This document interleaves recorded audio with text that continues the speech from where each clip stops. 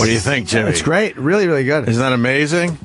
That's Disturbed, The Sound of Silence, off their new album, or CD, or download, whatever you call it these days. Immortalized. Yes, it just builds. And I was just looking I wanted to tweet Dave Draymond, and he deleted his Twitter account. Did he really? Yeah, I guess he got tired of the trolls or whatever, but I'm just reading an article in June, he said, fuck it. A lot of people are going away from Twitter, unfortunately. It's just become such an ugly place. A lot of celebrities saying, fuck this, don't need this crap. It's so good, that version, though. Isn't that amazing? So good. Yeah, it's like I wanted to. That's awesome. I didn't even know they had a new album out. That is so good, man. Yeah, I think it's another #1 album for Disturbed. Wow. Like, I think this is the 5th album in a row or something like that. Really? Yeah. So, I would love to get him back on the show. He's a bit intense. Yeah, I've never interviewed him. I would love to. But we snipped at each other on Twitter that one time, but I wound up liking him. By the end of it was all fine. There you have it. The Sound of Silence, Disturbed. That's how we start today's show. He's a very intense guy. Yes, he is, to say the least. Very, he's got his opinions, and I like the fact that he's, at least where he stands. Yeah. He's not some fake who tries to appease people and make everybody happy. He just says what he wants to say. And he's well informed. Yeah. Doesn't mean you have to agree with the guy, but he at least studies, the topic at hand. He's pro-Israel, right? Very hardcore. Yes, that's his thing. Yeah. So, how are you, buddy? I'm good. By the way, we weren't even fighting about being pro-Israel. It was more like about the Trevor Noah jokes, and he felt they were anti-Semitic. It was about the that's jokes. Right. Yeah, we talked about it on the show. When does Trevor Noah start up? I don't know. This month. Soon, right? The 15th or something? I think Roland said he's going to, hopefully get on our show before that. Oh, maybe. I imagine he'll be going out and doing some press for it. Someone just saw him at Gotham. He did some kind of benefit, and they said, I've never seen anybody kill that hard. So I guess he's doing well. I think he's going to do just fine with The Daily Show. When does Stephen Colbert start? I don't know. I got to drive by that every morning. He starts Tuesday. It starts Tuesday? What do you mean? Is the billboard changed? Yeah, Stephen Colbert. The whole marquee. No, I know it doesn't say The Late Show anymore. No, the whole marquee, they changed the look of it. They added lights. They added a giant Colbert sign going down the side of the building. And then there's another long building length sign that's just a photo of him. They redid the whole area. Who's his first guest? They announced it, but I didn't hear who it was. It was a biggie. Was it Jeb Bush? George Clooney. George Clooney. I think Jeb Bush is his second night. Okay, yeah, I thought he had Jeb as well. The low energy person, Jeb Bush. That makes me laugh so hard. Donald Trump calling Jeb Bush a low energy person. And then you see Jeb Bush. He's trying to bring up his energy now because he's fully aware that everyone's looking at him as a low energy person. And it's just not working. Was he trying to pep it up a little bit? Oh, a little bit. And it's just, it's hilarious that Trump came up with that one, a low energy person. I was just watching on Facebook. Somebody gave me this, they sent out a link about Letterman interviewing Trump. Yeah. When he nailed him on this ties being made in China after he's been bashing China. It was very funny. Yeah. There you go. Ben Carson has tied Donald Trump in Iowa. But it's the first time that someone has come close to Donald Trump. And Ben Carson, he's an outsider as well, isn't he? Yeah, I just don't like that I think he's a pretty hardcore conservative. Right. He's more conservative than I like. Where's he at with the abortion thing? He's pro-life. Pro-life? I think so. All in pro-life? I don't know if you mean rape and incest? Yes. Like Marco Rubio? Yes. Like we don't care how it got in your box, it's staying in there? Yeah, that's a little much. I think a little much. I think it is. How many people think that way, though? He doesn't care if they shoveled cum into you the way they do a fucking old coal into a steam engine. I don't care how it got in there and ain't coming out. If it's in there, you keep it. That's right. You're walking around with that thing till it plops out a fucking human being, for Pete's sake. God. But, if you're that human being, you're probably really happy that you get to live a life. Yeah, when you think of, like when my sister got pregnant with my nephew when she was like 17 or 18, at first we were all panicking, like, oh my God, you're too young. Yeah. But then she said, no, I'm having the baby. And we're like, all right, cool. And, it's great that she did because I had my nephew. He's a good kid. Yeah. Where is he these days? I haven't seen him in a few years. He's working. He's 21. He takes jiu-jitsu. Oh, he's still doing that? Likes UFC, yeah. Nice. I take him to the fights. Yeah, I don't agree with the all-in abortion people. They're a little much. I just don't. That is crazy. Well, Ben Carson, he also strongly believes that being gay is a choice, and he had to apologize because he said that prisoners having gay sex in prison and then once they leave prison, go back to heterosexual sex, proves that it's a choice. And God. so he had to apologize for that. God, it's not a choice. It's like being in a buffet and they only have cake. Or let's make the prison chocolate eclairs. That's all you eat. Doesn't mean that you're addicted to chocolate eclairs. It just means that's the availability of what you have. Chocolate eclairs and bowls of pudding. That's your choice. Those are your options.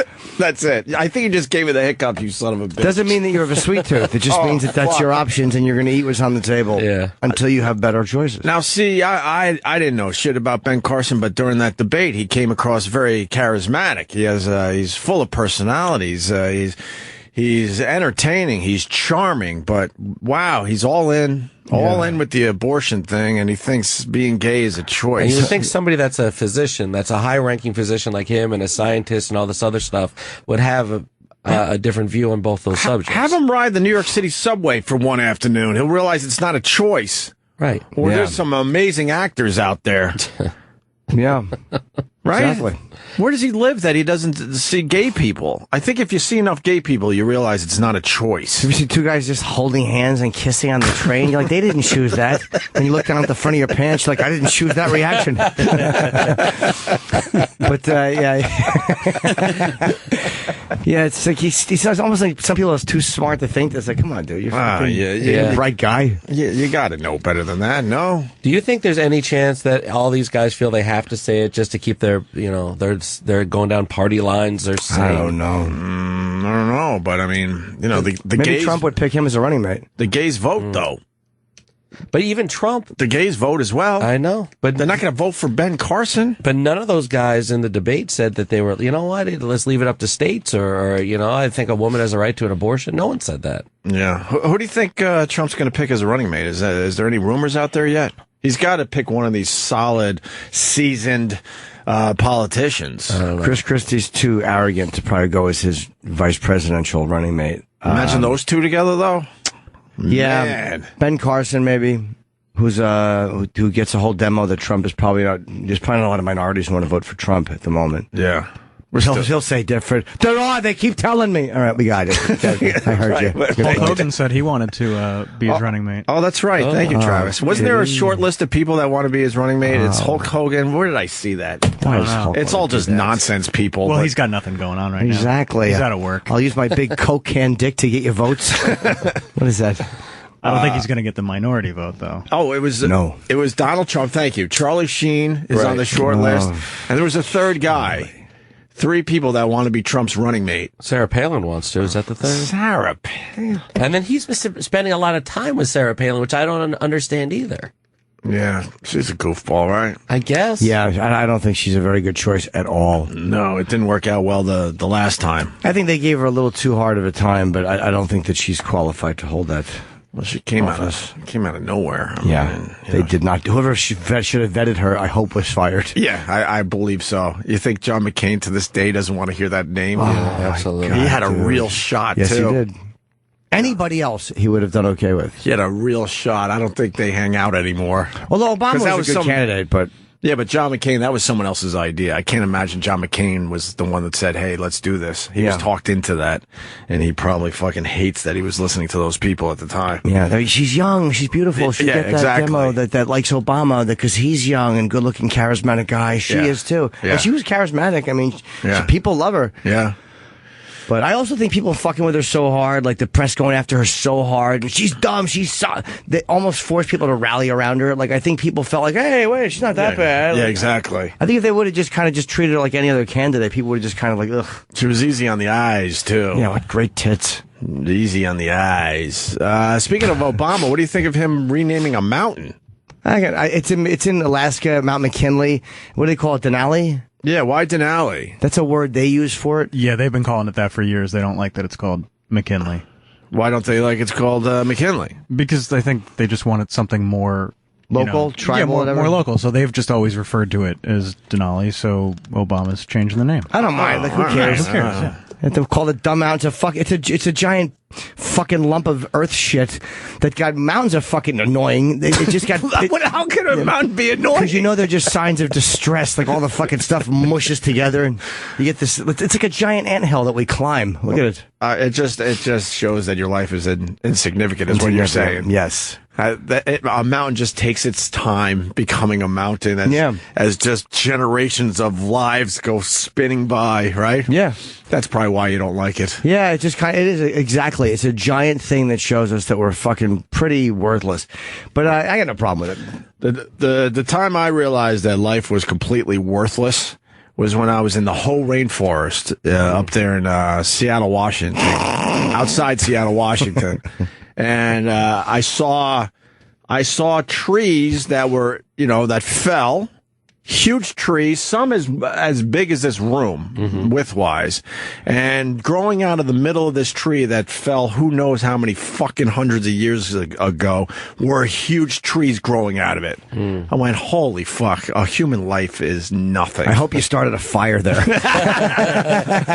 I would love to, but everything is green and moist there. I don't know how you start a fire in the whole rainforest. It's one of those. Obama's also doing Bear Grylls show when he's in Alaska. Yes, I love Bear Grylls. Obama's just doing all this weird pop culture stuff that he seems to want to do. He's bored. He's on his way out, and he's like, I'm going to go out having fun. I kind of respect that. Like, Bush went out quietly. Obama's just going out doing fun shit.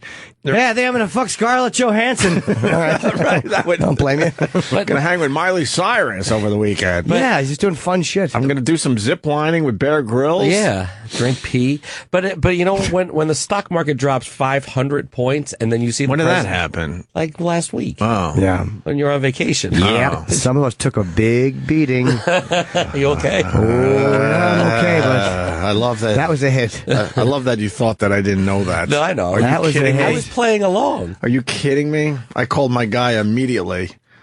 I didn't call. That's how naive I am. I didn't call. No, I texted, and then he sent me this long, babbling fucking email why everything's okay. Yeah. And then if you have further questions, can you give me a few days? Because everyone's calling me and freaking the fuck out. I guess everybody it's like, what are you going to do? I can't expect the guy to be a mind reader. I wish my guy would have called me, though. Really? My accountant called me. Jim, it's about... My accountant just panicked. Said, Jim, I didn't want to tell you, Jim. Jim? That's how he said your Barry, name. yeah, he's the Jim? best. Hello, Jim? Yeah, but he's a fucking... They all say, everyone who's dealt with this guy, they're like, yeah, he's good, very good for you. Yeah, good. Is he really... He's not flashy. Are you aggressive in the market, or are you very... No, I'm very conservative. That's what I am, too. I'm not a fucking aggressive market person. Slow and steady, right? Yeah, I probably should have been, but I'm not. I learned my lesson from the Citadel stock back in the day when me and Anthony were... Right, 100K. We got the IPO, and in the end, we lost $110,000. Really? In a radio... What? I didn't hear that. You never heard the story? No. I mean, when radio stocks was so hot, our old boss moved on to Citadel, and he calls me up. He goes, hey, you want in on the IPO? Does anyone remember when you got that call for an IPO, which was very rare? And actually, this was the only one I ever got in my life. It was guaranteed money. Right. So I'm like, holy fuck. So I pushed, as much as I could at the time into this stock going, oh my God, here we go. My ship's coming in.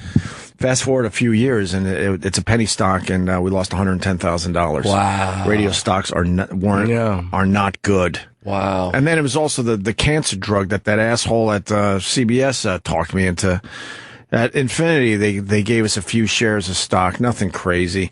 And then they're like, well, this guy who's handling the stocks, you might want to, talk to him. He could advise you. And he was one of these boiler room guys. And he turns me on to a cancer drug that's supposedly going to cure breast cancer. I'm like, holy fuck, here I go. I'm in. I'm thinking like what you see in the paper today with Bono. Right. I'm going to be worth millions off of a cancer drug for breast cancer. You didn't realize it was made by Philip Morris? You're like, wait a minute. And that's when I learned about the boiler room guys and that they're full of shit. Yeah. That one wasn't a huge hit. That was probably about $10,000 to $15,000. I don't take tips much. Well, now I'm slow and steady. I mean, like anyone else, you hear about this shit, and I go, yeah, whatever. Bono made more money off Facebook in his entire career. That's what I was referencing. That's crazy. Wow. He made $43 million. He had to have made more than that as a fucking as a YouTube frontman. That's ridiculous. Yeah, his cut was $43 million from Facebook. That's not more than he made his whole career, is it? No, that can't be. No, maybe it's worth more than 1.4 billion now or something. Wait, what? Yeah, read this article. I saw it as well. He's the richest rock star now. 6 years later, the savvy investment paid out more than $1.4 billion. Okay, that's right. You missed the first line. Go back to the first line. It's a beautiful day for Bono. I guess that's a song. Yeah, it is. It's a beautiful day for Bono, who has now made more money by playing the stock market than by playing music. All right, so how does this work? The YouTube frontman is raking in millions thanks to a 2.3% share of Facebook. He had 2.3% of Facebook. He and 5 fellow investors purchased for $86 million back when the social media site went public in 2009. That's still a lot of money to spend, though. $86 fucking million is still a lot of money to go out and fucking just play around with Facebook stock. Yeah, but that was his citadel. You know what I mean? Yeah. Although Facebook had a track record. Everyone knew. I bought some Facebook. You think everyone knew? A little less than him. We didn't fucking know. I bought some Facebook. Not that early. When it came out, I did in 2009 or 10, whatever it was, yeah. Really? Yeah, whenever it came out. Okay. I bought some. It went up, too. When did it come out at? Do you know? Bono's investment group, Elevation Partner. Elevation? He has his own investment group. Yeah. I need an investment group. Me, Travis the Stangles. We're going to be rich. We're going to invest in shit. I'm the boss. He purchased another $120 million in Facebook shares from private shareholders in 2010. So the site went public in 2009. All right, so 2009 he grabbed some, 2010 he grabbed some. Yeah. 6 years later, that savvy investment has paid out more than $1.4 billion, with Bono's personal cut worth about $43 million. Wow. Then again, maybe the investment group, because if the investment group spent 80-something million. 86 million. How's he only getting $43 million out of $1.4 billion? It's gotta be 40. What kind of shit cut is that? Yeah, that's a shit cut. You only put in $1. Yeah, exactly. That's a terrible cut. So read the next part. News of Bono's good fortune comes a few weeks after it was revealed that his ethical clothing firm, EDUN Apparel, has lost nearly $68 million. Ooh. So people aren't buying Bono's... What's the ethical one? Where they don't know animal testing or something? Or no human... His ethical clothing firm. Yeah, I don't know. People don't really care as much about where it comes from when you're buying clothes. Like, it's got to be competitive price-wise. Right. Very smart of me to say that. I should shut up. As I'm looking at all red in my stock. The fucking nerve of me to actually speculate financially on things when everything I'm looking at right now is red. You look at your stocks on a daily basis? I have it on my phone. I don't have them all. Like some of them I don't have. No. I get a statement once a month, and that's when I look. I got one pick I took. It was some drug. Yeah. That it was $11 a share, and it started bombing. And I'm like, oh no. Oh, nerds. It went down like 6. I was like, oh, for pudding's sake. And she's like, just stick with it. And now it's like $32 a share. Nice. Yeah, I bought 2 shares. 2 whole shares. $44 in the black. Nice. Wow. EDUN, I think. That's probably how they say the company, I would assume. Adun. Or is that Adun? Adun. It's a German word. Adun. Achtung. They fucking, by the way, they put showers at Auschwitz to cool you off when you walk in. I know. Showers. What are they? What's wrong with that? No, I mean, I don't see the possible conflict. Could you get hot there? Yeah, but couldn't they just put sprinklers in? Why do they go with showers? Are they crazy? It's a little mist over the thing when you walk here. I get it to make you cooler in hot Poland, but... That's Jesus. The one place that somebody should have said no. Yeah, we don't need locker rooms here. Right.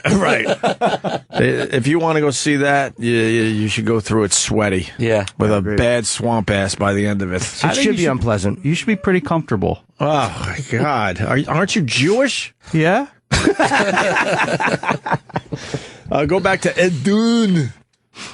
Edun, EDUN, is a global fashion brand based in New York. In respect of its mission to source production and encourage trade in Africa, Edun mixes its modern designer vision with the richness and positivity of this fast-growing continent. You're falling asleep as you're reading it. Oh, my God. What a bore fest.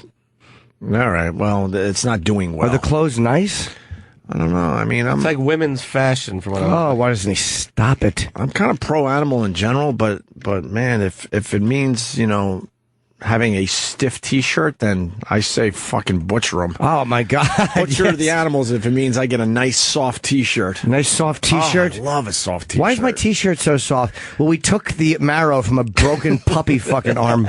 Did you? Well, continue breaking those puppy arms because this shirt rules. Because I love the softness of it. I love a nice soft T-shirt. Oh fuck, we're so stupid. Or I'll say it, I'm stupid. They're awful clothes though. They're not good looking. Why couldn't anyone in the room figure out what idun means? They're not nice. It means awful. They're not nice clothes. Todd in Pennsylvania, go ahead.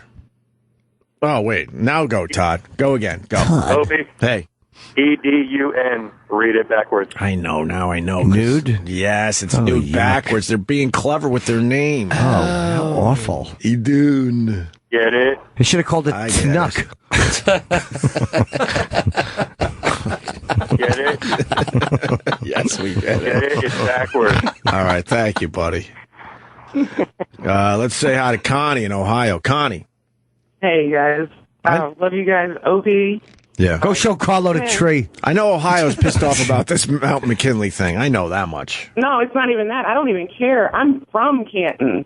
That man's never even been to that part of Alaska, so I don't know why they named that mountain. Yeah, aren't the Ohio politicians fighting this because he's an Ohioan? Yeah, it's ridiculous. Fucking shut up, Ohio people. You don't live there. Who gives a turkey? I hate Ohio. Most people from Ohio probably didn't go to Mount McKinley. Yeah, mind your business what they call it in Alaska. Call it Denali. Exactly. It should be called Denali, but Ohio sucks at this time anyways because of the fucking campaign, excuse me. But the presidential campaign makes Ohio and Florida and another state like Iowa or Illinois or something like that. It just, I hate it here right now. All right, hold on. People are brain dead. Could someone find out? I just looked up quickly. I'm going to go right back to you in a second, Connie. But Dean Cain's on Fox and Friends, and there it is. School bans Wonder Woman lunchbox. Why? What the fuck? Could you find out why? I think no superheroes. I think that's what Kids I love superheroes. Why can't you have superheroes? That's all they give a fuck about is superheroes. I don't understand what the... Find that story. But anyway, go ahead, Connie. it's violent. Yeah, because she's holding a lasso. How and is her big that? tits are fucking hanging out. Yeah, the tits are violent. Huh? It's her outfit. No, it's violence. It's too violent. No, it they're is. going with the violence. She's a very violent lady, Wonder Woman. We noticed that Laura has a Wonder Woman lunchbox box that features a superhero image, the letter says. In keeping with the dress code of the school, we must ask that she not bring this to school. But it says it's telling parents. The dress code we have established requests that the children not bring violent images into the building in any fashion on their clothing, including shoes and socks, backpacks, and lunchboxes. Jimmy would love to get violated by Wonder Woman. Yes, I would. Well, yeah. Well, who wouldn't want that? Exactly. All right. So what do you got on this Mount McKinley? I don't even remember what you were saying. The man's never been to Alaska, so he has no reason to have his name plastered on a mountain. Oh, we tried to do that. Before he was even going. Yeah, that's what it is, but it really doesn't matter, but Ohio politics here is just ridiculous. All right, miss. All right. Get a hold of yourself. Sorry. I want to get out right now. Until next year, until after 2. Okay, we hear you. I love you guys. All right, we love you too, Connie. Thanks for listening. By the way, I see. You know what? I didn't know. I thought Obama was being a pompous ass, but I didn't know that the locals have been calling it Denali for all those years. So now I'm all right with it. Yeah, I got a problem. People are like, and people are probably going to go, it's politically correct. But just because something's being changed doesn't mean it's politically. Why do people in Ohio give a fuck? Because why do you guys care? McKinley was from there. Who cares? Fuck him. He's not there anymore. He's dead. It's one of their own. So what? How about if they call things Tom Kane? Am I going to get all jerseyed out? Hey, what are you talking about? That's Christy Todd Whitman's mountain. Shut up. Fuck yourself. Who cares? Being attached to someone because he was from the same state. Yeah. Fuck McKinley. We have lousy leaders because people only care about 2 issues. What's that mean? Abortion. I'm going to guess it's guns and abortion. And then you got Kevin from Atlanta. He's a regular. He's saying being gay is a choice. Come to New York. Come to New York. Oh, is Kevin on the line? Put that caller on. Yeah, let's talk to Kevin. Let me go to James first. Out. Kevin, stay there. Just because I clicked down on James. Go ahead, quickly, James. James. This isn't James, Dave, but it's you guys are exactly the reason why we got lousy leaders. Right away, you talk about Ben Carson. What's his views on gays and abortion? and you don't care about all the important things. Why is that the most important thing you want to talk about? It's not the most important thing. It's the only thing you talked about. Can I answer your question? Can I answer your question? You just asked me why we talked about it, and I'm trying to answer your fucking question, and you go, "It's what you talked about." Yeah, give us a chance. Yeah, because go ahead. Because this is the one that I think with conservatives kind of shows you how conservative they are. Like, you know what I mean? Like, there's different levels of being liberal, and there's different levels of being conservative. And I think when you see a conservative is like a guy like Bloomberg, I don't consider this hardcore conservative. I can kind of, or maybe fiscally, maybe I can kind of go with a guy like Bloomberg. But when a guy comes out as like a religious conservative, then I know that he's going to represent a side of being conservative that I just can't go with. And the same is with being with liberal. So those are the things that are kind of like tester issues. That's, at least for me, why I care about them. Yeah. What else do we need to know about Ben Carson then? Did that answer your question as to why I asked? It's a great answer. No. It's an awful answer. Why is it answer? That's why I care about it. I think that's a great answer. I think Jimmy was being very honest with you there. Well, if that's the way he chooses people based on two issues, then we're missing out on a lot of great Well, unfortunately, people. I think that's how most people vote. I don't think they look at the candidate as a whole, so I kind of agree with you, but that's how it is in this country. They look at one or two things. Gay people are not going to fucking vote for Ben Carson, period. Even though maybe everything else he stands for would help them, but that one thing is going to say, fuck that, I can't vote for this guy. You're generalizing people. But that's how it works in this country. It isn't.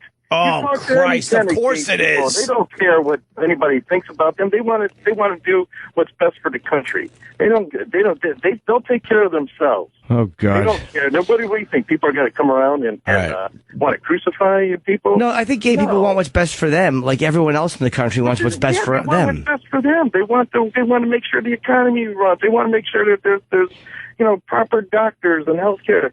But they yes, but I can tell you don't have a lot of gay friends if you don't think that being like gay marriage and all that stuff is really that's a pretty big one for them at this time in history. And if you think that they're more worried about the economy than they are about gay marriage and gay rights, then I think you're incorrect. Mm-hmm. I think that the most gay people find that to be the least important thing into what they vote for. They vote for, like everybody else, they want to make sure that the country's protected, that we have fair tax code. All right, you would know. You would know. You would know. You know a tremendous amount of gay people. I'm sure you know some. But yeah, that's right. They're worried about national defense. That's what every gay guy I know is talking about. Oh my God, what's the military spending? Shut up. You're going to stereotype gay people and just sit there and say, well, I'm just going to vote for who's going to care about whether I can get married or not. No, I'm not That's not stereotyping gay people. Just like you do. Okay. Yes, they do. Yes, they do, dude. But that's not stereotyping gay people to say they care about wanting to get married. That's pretty much what the biggest issue for gay people is at this time. At least that's what I see. What's that? No, it isn't. You don't think so? It's skinny. They care about whether the country's going to be able to provide for jobs for people. They're going to care about. Yeah, obviously, all that stuff is there. Everything else. All that stuff is there. They don't care about. You're right. That hasn't been gay people fucking screaming and crying with joy every time they're allowed to get married, or this fucking cunt in Kentucky that won't issue the law. You're right. They don't give a shit. You're right. Yeah, you would know. Yeah, you're right. You really think that that's what they're going to vote on? I know for a fact that it's an important issue for them. Yeah, certainly. If you knew gay people, yeah, you would know that. Yeah. No, they don't. I don't know. They care about all the maybe that shows that they're a little closed-minded, but that's absolutely the truth. That they will not vote for someone that's against. No, it's not against gay marriage. People, dude. There you are. No, give me one other thing about Ben Carson. Here's your chance. You a Ben Carson guy? He's got a very good plan for improving healthcare and get rid of Obamacare. And I don't give a shit about Obamacare. I could care less if it's there or not, to be honest with you. I really don't give a fuck about Obamacare. I don't care. Got a much better plan though. That's going to be more. I'm sick and tired of plans. Everybody's got a fucking plan. A better plan. I want people covered so that my insurance rates, when fucking some guy gets into an accident, he's got insurance. Now people have health care. That's all. So what? Actually, they don't. Actually, there's like 30 million more people. Yeah, well, the conservative. You know what? God bless the conservatives. They should have come up with it fucking sooner. They do. They should have had it. They've been offering it. No, they haven't. Look up Ben Carson and listen to his points on. So he's your guy. You prefer Ben Carson? Yeah, I like him a lot. Yeah. Okay, well, good. Good for you. So I think you're being, I think you're being narrow. All you care about is health care. I think that he's also... That's all you care about is that one issue? No, he's got a great plan for economics. He's very conservative fiscal... This guy has a lot of great plans. Yeah, I think I got to vote for the guy with the great plans. Listen to him. But don't they all have great plans? And then in the end, exactly. You're like, what happened to the great plans? And they're like, well, yeah, Congress and, I don't know, the red paper. They all have great plans. No, nobody does. Every fucking politician comes across and says, look, I have a great plan to fix this or fix that or, read my lips, no new taxes. And it's all bullshit in the end. The whole thing is bullshit.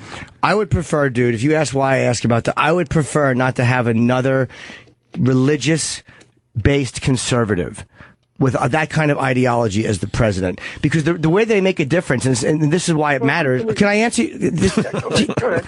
Is because they're the ones who are in charge of the Supreme Court nominees. So kind of the way the court is structured while someone like that is in office does mean something. So I prefer not to have somebody who's a hardcore religious conservative. Sorry. And that's to me where the Republicans have fucking bitten their own dick for years because they keep fucking, I don't want to say kowtowing, but they keep pandering to this fucking obsessive religious side of the fucking party. And to me, that's the worst part of the party. A lot of religious people. That's why I don't like them.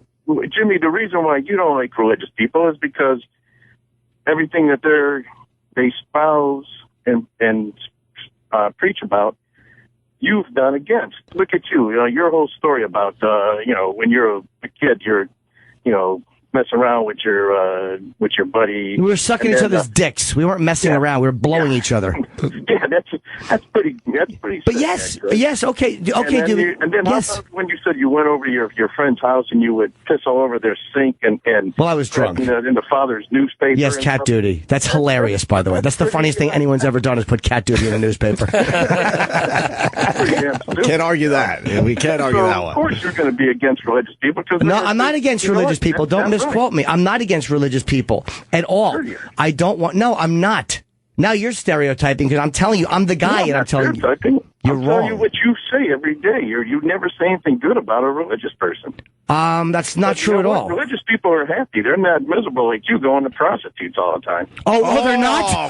They're not. Are you a stupid person? Oh, they're not. You're trying to say religious people are happy? No, he's right. Religious people. You're right, dude. Religious people are not committing any sexual offenses. They're the. Sure they are. Then why did you just say that they're happy and they're not going to prostitutes? Here's the difference. The religious people are very sneaky about it. At least Jimmy. At least I'm open about it. Jimmy is open and honest about it. At least I'm not hiding behind something and fucking little children. At least I'm going to adult prostitutes. Shut up.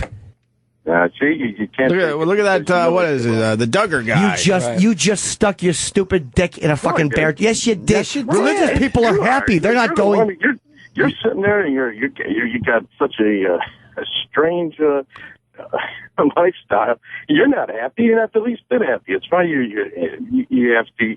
Religious people are happy. Some religious people are happy. Some aren't. But I'm not attacking religious people. I'm telling you why you just kind of repeated what I said. I don't want a religious conservative person as the president. I'm tired of that ideology being forced out everybody's throat. I'm not saying I don't care if they're religious. Obama's religious. I don't care if they're religious. Mm-hmm. I just don't want them forcing. Obama's not religious. No. Oh, God. Thank you, James. I think this is why people like you are just unreasonable. Obama's not, because he's not a conservative religious guy. No, of course he's religious. Actually, say anything that espouses any kind of religion. But you don't have to when you're a public figure. Like I don't want someone always doing that. I kind of like that. Clinton didn't babble about religion, and I kind of would prefer they don't. Yeah. Like if they're privately religious, or if they mention it, fine. I don't think you should be stoned to death for talking about God. I'm tired of that. And I've actually stuck up for. I think it's real easy just to attack Christians. I've said Christians are fair game, but you can't talk about Islam or Muslims. So I've actually defended that point of view, where it's just safe to attack Christians. So I respect Obama for keeping religion out of his presidency. I like that too. Absolutely. All right, James. I don't dislike religious people though. You're lying if you say that, 'cause I don't. And trust me, there's a lot of miserable religious people out there. Yeah. There just is. Doesn't matter what you're... all right. James, you just said religious people are happy they don't go to prostitutes. And it's like, come on. Oh, I didn't say they're happy because they don't go to prostitutes. No, you said they are happy. You see the typical person who's religious, they're much more happier than you are. Well, that's not saying much, because that has nothing to do with religion, though, dude, because there's a lot of depressed religious people. That has nothing to do with religion. And Jimmy is happier these days. Penn Jillette's a fucking... You can't be more atheist than Penn Jillette. He's the happiest guy I know. He's the happiest man in the world. All right, James, we did a lot here today. Thank you so much for your phone call, okay? Good luck to Ben Carson. I hope so. I think he's charismatic. He has a great personality. Just look up his viewpoints and don't just look at fuck him. Fuck him. All right, thank you, sir. Let's say hi to Rachel in Westchester. Rachel. Oh, we got Kevin still. I'm sorry. Rachel, go ahead. Hi, Rachel. Good morning, boys. Listen, yesterday you read the article, you got bashed because you argued with a black guy and they called you a bigot. Well, today I heard you say something about a Jew, so you must be anti-Semitic. And now you're arguing with this guy, so you must be anti-heterosexual. I even heard Jimmy bash birds. I'm really not sure what side Jimmy is on, but he just sounds like a terrible, terrible person to me. What? Where did that come from? I thought we were having fun with Rachel. Yeah. I love you guys. Yeah, she's joking. Oh. Are you joking now? I don't even know. Yeah, she's kidding. Okay, good. I'm joking. I've been listening to you. All right, we love little Jimmy Norton. Thank you, Rachel. All righty, bye. All right, let's go to Kevin in Atlanta. I want to hear this. Really Kevin, go ahead, sir. Being gay is absolutely a choice, according to you, right? Yeah. What's going on, Opie and Jimmy, man? I just need y'all to quit spreading that information without no facts to back it up, saying that being born, you're born gay. I think most people are born gay, and I think some choose a small percentage absolutely choose it out of whatever reason, out of boredom or it's their thing. I don't know, but I think overwhelmingly most people are born gay. Yes. Now, where are you getting that they're born gay from? How did that come? Just by living life. Yeah, like when you were a kid, man, you know how everybody kind of knew who the gay kid was when you were growing up? You could, not always, but you could kind of tell, like, and then it turned out he was gay. And it's like, there's too many examples where too many people that you know growing up or in your life are the same way. It's like, you know that kid didn't sit down and go, this is what I'm going to do. Right. It's just kind of, like you just develop into who you are. I have no vested interest, Kevin. Honestly, I have no vested interest. I don't give a shit if people are born gay or choose it. Mm-hmm. I could care less. Mm-hmm. So it doesn't mean anything to me. But I think people who are insistent that gay people choose it, because if they acknowledge that gay people are born that way, then you have to look at gay people as, wow, they have to have the same rights as everybody. But if you can convince yourself that it's a choice, then you can still have a reason to go, no, they shouldn't have these rights because they're choosing to do something. That's my take on it. Well, I see what you're saying on that, but it's a slippery slope when you're just saying that they're born that way, because a lot of other groups think they're born that way. Because even though homosexuality is prevalent in society, pedophilia is bigger than homosexuality. There's more pedophilia out there than homosexuals. But the two aren't connected. But they're not necessarily connected. But you may even be born with that demon. Like whatever demon makes you do that, maybe you are born with that. Acting on it makes you a criminal who should be executed. But maybe you are a fucking, I don't know. Yeah. Did you choose to be heterosexual, Kevin? Did I choose to be heterosexual? No, I didn't choose to be heterosexual. So, but you could choose to be gay? Yeah, you can choose to be gay. And do you have gay? Heterosexual is that's how you manufacture. Do you have gay friends? Yes, I got gay friends. And have you told them this? Yeah. And what do they say to you? They say I'm wrong. Of course you're wrong. Of course you're wrong. Kevin, why wouldn't they admit it to you? Why wouldn't they? I mean, they wouldn't say, "Oh, you're right." Why not? But why not? Like, if you choose to be gay, if a guy just went like, you know what, I saw all my friends in relationships with girls, and I just said, I kind of just want to suck dick, and I'm going to make that. Like, why wouldn't gay guys just tell you that? Yeah, I don't know why they didn't tell me that. Like, why wouldn't any of them tell you that? I think it's deeper than just you're born with it. Because I think it's the whole social construct that's, when you're brought up, when you're young, that you'll think that you're born that way. But I'm just saying, I need some facts, because I went on Google and typed in the gay gene, and there is none. So I just need to see some black and white. But why would there be a gay gene? Yes, and who would wear it? I mean, isn't it fair to say we don't know everything? So maybe eventually they could, prove scientifically if a person is gay or not. I guess we can't prove that now, but it doesn't mean we won't in the future. We know all about us. We don't know about other shit, but we mapped out all of us. I remember an old friend of mine who screwed Jim Norton out of a massive raise. Sat me down and was talking about this issue and basically said, I would never choose this. He goes, it's a fucking nightmare. This was about 12, 13 years ago when it was even, it was even worse to be gay. He's like, why would I choose this? He goes, I want to bring someone to the Christmas party. I can't because I know I'll be ridiculed and people don't respect the fact that, I'm gay. We're not at that point in this society. You ever see videos, dude, in the Middle East where, like literally they throw gays off roofs?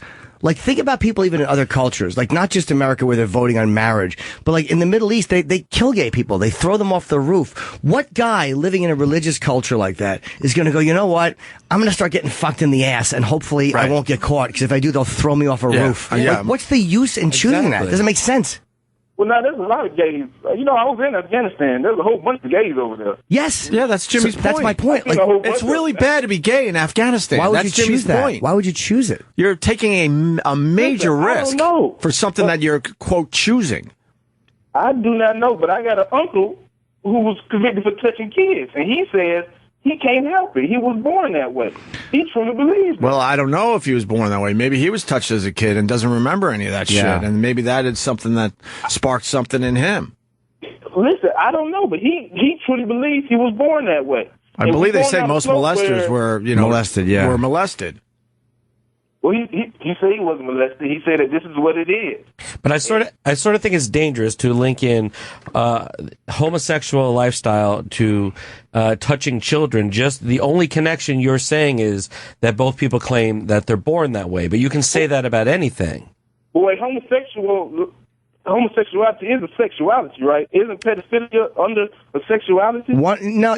But it's one is who you choose to be with, who your mate is, you just who you're attracted to. And I know what you mean. It's like you could be attracted to animals and go, I was born that way. Right. Mm. I mean, it's all under sexuality, right? That's what I'm trying to. Heterosexuality, yeah. No, I'm wrong now. But look, dude, maybe someone with the gene to be a pedophile is born that way. When you choose to act on it, to me, then you got to go to prison. Yes. I don't know what makes someone do that, to be honest. I don't understand that one. Now, how can you send someone to prison if they're born that way? Because they're choosing to act on it. To me... now you're saying that you can't choose if you're born that way. Hold on a second. You're choosing to act on something? Of course you can. Choosing to act on something... If you choose to act on being a pedophile, like if you have those urges, the urges are not illegal. If you're born with those, I don't even believe that you are born a pedophile, but let's say I'm going with your argument. When you know for a fact it is a crime in every culture to fuck a child. If you decide to do that, to victimize a child who can't fucking make that decision, we've said that that's a crime and you have to go to jail. I don't think homosexuality should be classified like that. A lot of people do. I don't think it should be. We bring legality into it. I'm speaking strictly sexual, not bringing no legal into it. Okay. Get the legal side of it. Yeah. Strictly sexual. I don't know what makes someone a pedophile. That's a good question. I don't know. Yeah. I don't think it's tied into homosexuality. I don't know either now. So I'm just, because I just need to. I like to read it in a book or something. Some scientific. I need a white man in a coat to tell me this is the gay gene and yes, you're born gay. Yeah, I don't know what does that, dude. I don't know. I've always thought could nature. People say it's anti-nature, but how do you know nature doesn't just throw up these? And my speculation has always been, and I have no scientific evidence that nature just puts up these fucking. These these dead end roads as far as reproduction is concerned. And maybe humans are, I don't know, we're going to be sexual, so certain segments of the population are sexual without reproducing. Mm-hmm. Maybe it's little dead ends to control population. That's my own dumb fucking guess as to why nature would do it. I don't know. Right. Let me go to LJ. He wants in on this. Stay there, Kevin. LJ in New Hampshire, go ahead. Hi. I think Kevin is choosing to be an ignorant asshole. Because, look.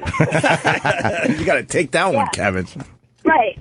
I mean, my dad is gay. I'm 33. My sister's 26, and when we were, I don't know, my early 20s, my dad divorced my mom, and he put us through absolute hell. And I mean, we're okay-ish when we're alcoholics, but like, it's not because he's gay. He didn't want to rip our family apart, but he had to be true to himself. And he's told us, I would never choose this. But, I mean, I have examples of people who have chosen it. I played rugby in college. Like, a women's rugby team is not known for the most attractive women.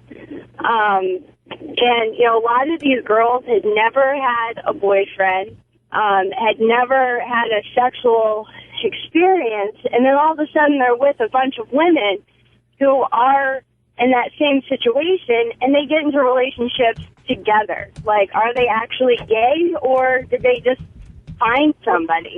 They got turned out. That's what that is. Same thing that happens in jail. You get turned out. Can I ask you a question, Kevin? I'm really curious about this. Let's just say, let's go with Kevin, even if it was a choice. Even if you did choose it, who cares? Like, what would the big deal be? Like, why would other people in society care so much? Like, let's say you did choose it. Let's just say, for the sake of argument, that you're right. It's a total choice. Yeah. Who cares? Nobody should care. But like, I don't really care. But I just need to. I'm just big on facts. I need to see some factual information on things, and I don't like when people just blurt things out willy-nilly. Well, I think for years people did think it was a choice. I think that's the way society always looked at it. And then, like, recently or in the last X amount of years, people have been saying, well, no, it's not. I think science is leaning that way. I mean, I don't hear any scientists coming out and going, no, you just choose it. Well, remember the old videos we used to play from the 50s and early 60s where they truly thought it was a sickness. Yeah. Well, they still do. They still think it's a mental illness. Well, not as much as... I mean, it's not the norm, but there were so many more fear. people that really believed that about 30 years ago than today. So, and going back to old girl, even if, you know, her dad made that decision to, you know, ruin the family, whatever she said, folks who ain't even gay ruin families by cheating on their spouses. So that has nothing to do with what's going on. He made the choice to actually come out about. But are you a married guy? Oh, hell no. Okay, but you like women. Can you picture like, you know, holding another man's face and kissing it? Hell, I literally throw up. Okay, so the point is, you're a hetero guy. Mm-hmm. So what hetero guys who feel like you do would all of a sudden make that choice? How could they live their lives like that? Yeah, that's a tough choice to make. No, see, that's what I are you just saying you're just a stronger person? That's what I think it goes how you're raised, and I really don't know. So I'm just saying shit out my ass too. But I'm thinking it's going more how you're raised and how you was raised up. Well, you got isn't one of Reagan's sons gay? Yes. One of Ronald Reagan's sons is gay. Dick Cheney's daughter is gay. Yes. And you can't be any more conservative than those two people. And, you know, religiously, or not religiously, at least what Reagan, I think, was. But, you know, I mean, even though he was a Hollywood guy, but they're pretty conservative guys, at least politically, and their kids are gay. I mean, I imagine that wasn't encouraged in the household. So, yeah. And listen, I'm smoking a blunt right now, so I'm just... All right, Kevin, Jesus. I'm not... All right, listen, we got to go. Oh yeah, we have to eat we got to eat Kevin. stuff. Did we lose the other caller, the woman? Yeah, we lost her. I think her phone was crapping in and out. But Hey, man, I fuck with y'all, man. All right, brother. See you, Kevin. I'd be fascinated to hear what happened when her father announced to the family what happened. How did he tell you? Oh yeah, Right. we should have probably got into that more. Yeah. Yeah. No, I was. Maybe she'll call back. An old friend's on the line here. Chuck, go ahead. Hey, Opie, how y'all doing? Oh hey, Chuck. Where have you been? Well, I bought a business in Alabama, and I've been trying to make a little money here and there, trying to stay out of trouble. What kind of business? Well, y'all are going to get on me for it, but it was a good opportunity. I bought 65,000 small Confederate flags. Okay. And then I bought enough. They're only like maybe 6 inches square. And then I got some people stapling little bitty wooden poles on them. And then I got boys going to biker rallies and racetracks and all that stuff and selling them. I'm making a lot of money, man. Yeah, that sounds like a smart business venture when everybody's kind of shitting on the Confederate flag. I mean, that's to make money. I think that's pretty smart. Well, I've only got about 65 cents in each flag, and I'm getting $5 a piece. Yeah, that's a tremendous. What's that? Nice markup. Yeah. Yeah, but anyway, what I want to say is, I always kind of thought it was a choice, and then I see a lot of people that are gay. I want to say it's a sickness, but then it's really. Do you really think it's normal? Do you think it's normal being homosexual or lesbian or whatever? No, because the norm is to be heterosexual. Well, then you don't you think it's some type of illness? No, because I don't think normal. In their brain? No, I don't think being normal or not the norm means it's an illness. Just because, like I said, nature does weird stuff. I don't know why nature does the things it does. I have no idea. I can't explain why nature, decided to do that. But I don't think it's a sickness, no. I've had to adjust to it, boys, because where I live in Asheville, North Carolina, is just gay out the ass. I didn't mean to say it that way. It just came out, but man, it's everywhere. You should put that on a flag and sell it at biker rallies. Gay, it's gay out the ass. Gay out the ass. Gay out the ass. Yeah, you have another product to sell. Oh my God. Well, I don't want to get into that. That other company just fell in my lap. I'm not gonna produce any more flags. But Chuck, so all those people that are gay out the ass, you think they're all sick? Well, I just don't think it's normal. I mean, if you were born with an extra arm, and people didn't see it, and then all of a sudden people came out of the closet and say everybody's got 3 arms is normal. It's. I mean, I don't know. I can't. Yeah, I don't think it's normal. I really don't. But it's just because it's normal. It's not normal. Because, again, the norm is to be fucking hetero. You know what I mean? That's predominantly what people are. But it doesn't mean that it's a sickness. It's just. Well, I don't think it's a sickness. In the last couple of months, man, I've had to change my attitude because, I mean, I'm just. Or I was Archie Bunker, man. I just because you want to be able to sell those flags to the fags. Well, I don't sell the flags. I got biker buddies. I got race car buddies. All right, it was just a dumb joke. He was just Relax. joking. It's fine. But I mean, Chuck? I tried to call in that. What is them boys that get on at night and ask truckers to call in? Y'all show? What? I don't know. Y'all got to show them 2 guys and tell truckers to call in. Ain't they black guys? On this channel?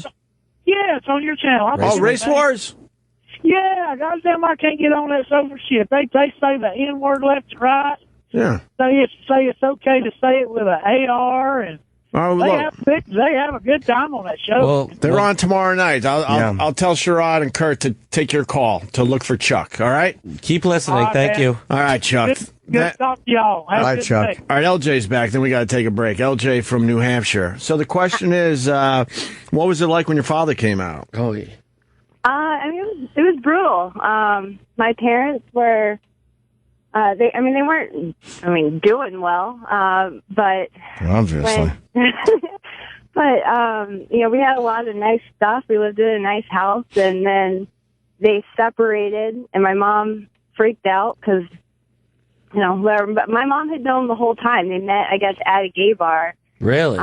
Yeah, but my dad said that she was, a runner-up for Miss Tennessee. I mean, she was beautiful, and he fell in love with her. They had kids, and he said it wasn't a lie until I was a teenager, and then I saw some gay porn on the computer, stuff like that, and I just kept it. I didn't know what the hell was going on, and then what were they doing in the porn? Do you remember?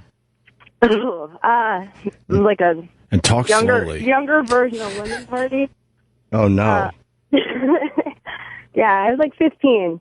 But my dad, they separated, and then I went to his new house, and I saw a card, from a guy saying, it had a bear on the front, I had such a wonderful weekend, and you know what? He's been with that guy now for 10 years, and they're so in love, and my dad is so happy, and I had 24 hours of anger towards my dad where I called him a faggot, all this stuff. And then I woke up the next morning and I was like, you know what? He would love me no matter what. he didn't choose this. Like, he loves us. He's a great grandfather. I have a daughter. You know, we have a much better life now that he's out and happy and going to Bear Week and doing his thing. Yeah, still a little rough to hear. Yeah, I mean, it is. I'm accepting, but Bear Week is he, a little rough to hear about. Is he remarried? Does he have You make a good bear. Like, I am a bear. Yeah, he is a bear. I've been told You're that a bear? many times. You make a good bear. I've been told that. Does he have With a your little Nicky haircut? It's not a. I haven't gotten a haircut. Not so little Nicky haircut. Has he had like a long time partner or somebody that's been around for a long time? No. I mean, 10 years. 10 years, yeah. And how do you view that person?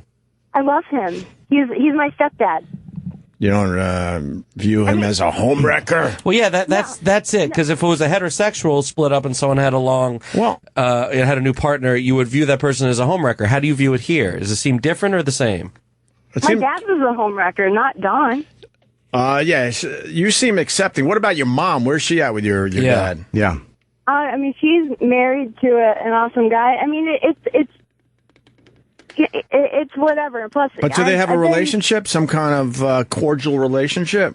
Oh no, my mom took him for everything.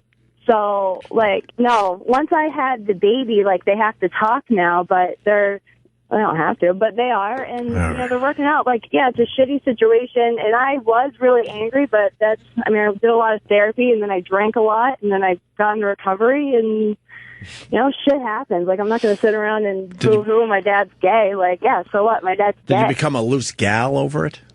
Oh, Did you get a little loose for a while there? Yeah, did you practice promiscuity? Promiscuity. Actually, Jimmy, you and I had a couple conversations. We did, huh? Yeah, we did up in Hampton, New Hampshire. You stopped your show and commented on my boobs. Yeah, really? Good boy, Jimmy. Good boy. What did I say? Yeah, what did he say? He just looked at me and he went, wow. And he said, you single? And I was at the time. And he just started asking me a bunch of bullshit questions and then said that he would buy me a drink after the show. But I was like 8 months sober, and I told him that. And he went, oh, keep coming. I think I remember you. Are you the girl who I saw on the front and I said, well, looks like those titties were spawned by a homosexual. I just sensed. Yeah, wow. Well, I'm glad you're still sober, and they must have been lovely breasts. They are. They're fantastic, even after having a kid. Very good. I'd love to see them. All right, LJ. I'd love to suckle them. Oh, Jimmy. Bye, LJ. Thank you for your phone bye. call. Love you guys. Bye. Man, we're going to take a break. Our guest will come in with us. Holly in West Virginia. I'm gay. I did not choose this. Dennis, all extreme terrorists are religious. They don't seem happy.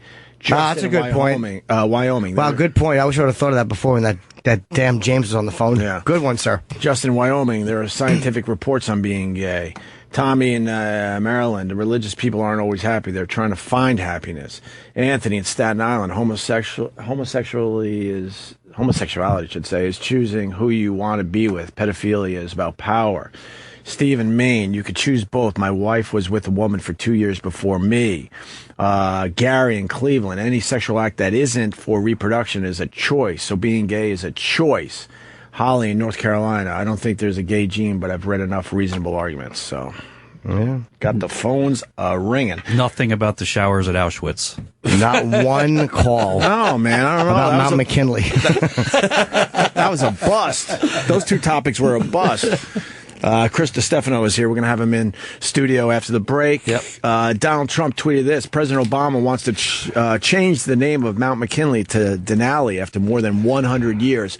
Great insult to Ohio. I will change back. That's good. Trump's on the important stuff. I appreciate that. I will change back. I was wondering how would he weigh in on that. I'm glad that everything Obama does, he wants to do the opposite. Yeah, that's good. I found it interesting that the locals have been calling it Denali and never really acknowledged that it's Mount McKinley. Yeah. I didn't know that. Dude, they part should of the call argument. it shit pile. That's what the name of the mountain should be. Who cares? It's a fucking pile of dirt.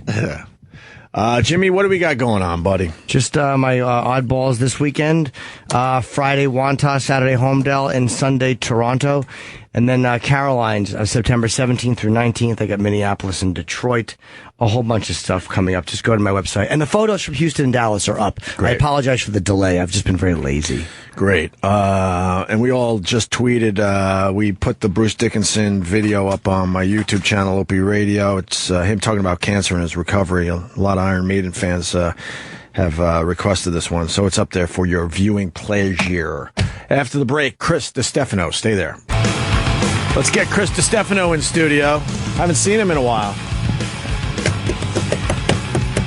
And by the way... Oh, yes, Jimmy. I was thinking during the break, and I didn't think of this, that it's interesting to me how all of a sudden these religious people become obsessed with scientific proof when it comes to gay people. Mm-hmm. It's like really funny how you don't look at your own... There's a lot of stuff you should be obsessed with scientific proof about. You don't hear them talking that way about their own thing. Mm-hmm. And as far as being gay is a choice, it's fucking... being religious is a choice. You're the ones making the choice. You're the ones choosing. You're not born religious. So, stop putting your shit on other people. Prove your own shit, and then worry about gays proving stuff scientifically. Right. You're born into the religion your parents were. Yeah, you believe that Christ moved a rock. Well, yeah. That's a lot of science behind that one. Prove that first. Yeah, prove that. Well, then they would go with the faith argument. Exactly. You just have to have faith. So I know. We don't have proof. We don't claim to have proof. But just stop. Then shut up about science. Well, have faith in the fact that people don't choose to be gay. Where are you at with this, Chris? If people choose to be gay or not? Yeah. I don't know. Answer carefully. You have a show on the air. That's true. I think you're probably born. I think people are born, sprinkled with a little gay juice. And then if the environment brings it out, it brings it out. I think there's a little bit of gay in all of us, but maybe my environment didn't bring it out. I don't think I was brought up in an environment. It would be really hard for me to be gay while my dad's still alive. And I think that subconsciously, I wonder if my dad drops dead tomorrow, if all of a sudden I just come out of the closet. Wow, really? I don't know. I don't know if it could happen because I feel like growing up, how I grew up is strict like Italian, like there's no way I could do it. So I wonder if once that wall was gone, if the gayness that's inside of me would just open up. I think we all have it. That's going to be a tough conversation. That's not a bad point. I think a lot of people do try to push all that shit down, but they know. They already know, but they know they can't act on it because of, their parents. Or their parents would get on them. Or even if their parents wouldn't, the fans might, So you think everyone has a little gay juice in them? I think everyone's spritzed up with a little gay. Bit. I don't know. I don't think it's black and white. I don't think he's. My uncle is gay. He has kids, and then he got divorced from his wife, and he always felt like inferior to her. She died. A week later, he came out of the closet. His boyfriend, Derek, 6'5", former football player for Ohio State. Not Ohio State, University of Ohio. If it was Ohio State, it would be on the news. University of Ohio. Ohio University. Yeah, right. And Ohio College. Yeah, and now he, and he's coming to Thanksgiving. And, my mom's like all excited that she's like, are you going to meet your uncle's new gay boyfriend? I'm like, yeah. I knew that he was gay since I'm a little kid. Mom's cool about it. Dad's not.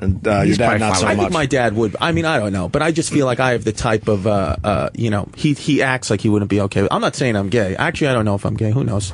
Did you ever suck a dick? No, I never have. Okay. You paused there thow. What? Yeah. Well, I went to all-boy Catholic high school, so it was a possibility. You did pause there for a second. I was like, all I'm saying is like I can't with the barriers that I have up right now. There's no way that my mind would even allow me to explore if I'm even gay or not. But if my dad wasn't around, I think then maybe. I mean, look, he could die, and I could be like, you know what, I'm not gay. Did you do some drugs when I was a kid? Yeah. No, I never really did drugs. So you didn't even explore with that shit. Nothing. I never explored. I'm not. I never explored. I kind of just stayed within my own element. Maybe explore the gay a little bit. Explore the gay? Explore the gay a little bit. What would you do first? Would you do drugs or gay first? Do both at the same time. Get blown and do poppers. It doesn't hurt so bad. Might want to give it a little taste. That's all. Just a little taste. Just blow some guy on meth. Oh God. So Yeah. Well, how about this? When you were jerking off, did your mind ever wander into that area? When I was jerking off, well, here's the thing. Do you ever catch your fantasies going in there, and then you got to kind of lasso yourself back? Well, we'll get a girl in here. You gotta go. Oh, really? I'll tell you what, though. I mean, you know how like there's like those guys like I'm jerking off, and then as soon as it goes to that angle of the guy's butt with the dick going in the pussy, I got to change it. I never would change it. I do feel that. Is this weird though? Yeah. I prefer jerking off to girls blowing guys than sex. So it's like I'm jerking off to majority mouth on dick as opposed to dick and pussy. Is that a gay thing? No, I don't think so. No. Okay. You ever been watching a girl get fucked by 4 guys, and as you come, you just scream "lucky girl"?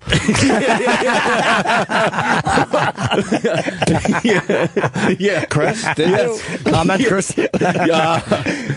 Yes. That was for you. That's not something in Jimmy's mind. Lucky that was girl. a question for you. No, blowjobs are not. That's not gay to be jacking off the blowjob because that's what you like. Yeah. Blowjob porn's all right. What? Blowjob porn's all right. Yeah, I love blowjob porn. I like blowjob porn. I don't think that's fucking weird. I don't think it's gay at all. I do like a manly woman. I mean, I'll say that. You know. But not a tranny. I know what you mean. But like a woman who's in shape. Which sometimes I'm like that. What do you mean by a manly woman? Like, because that could go. The picture I had. Right.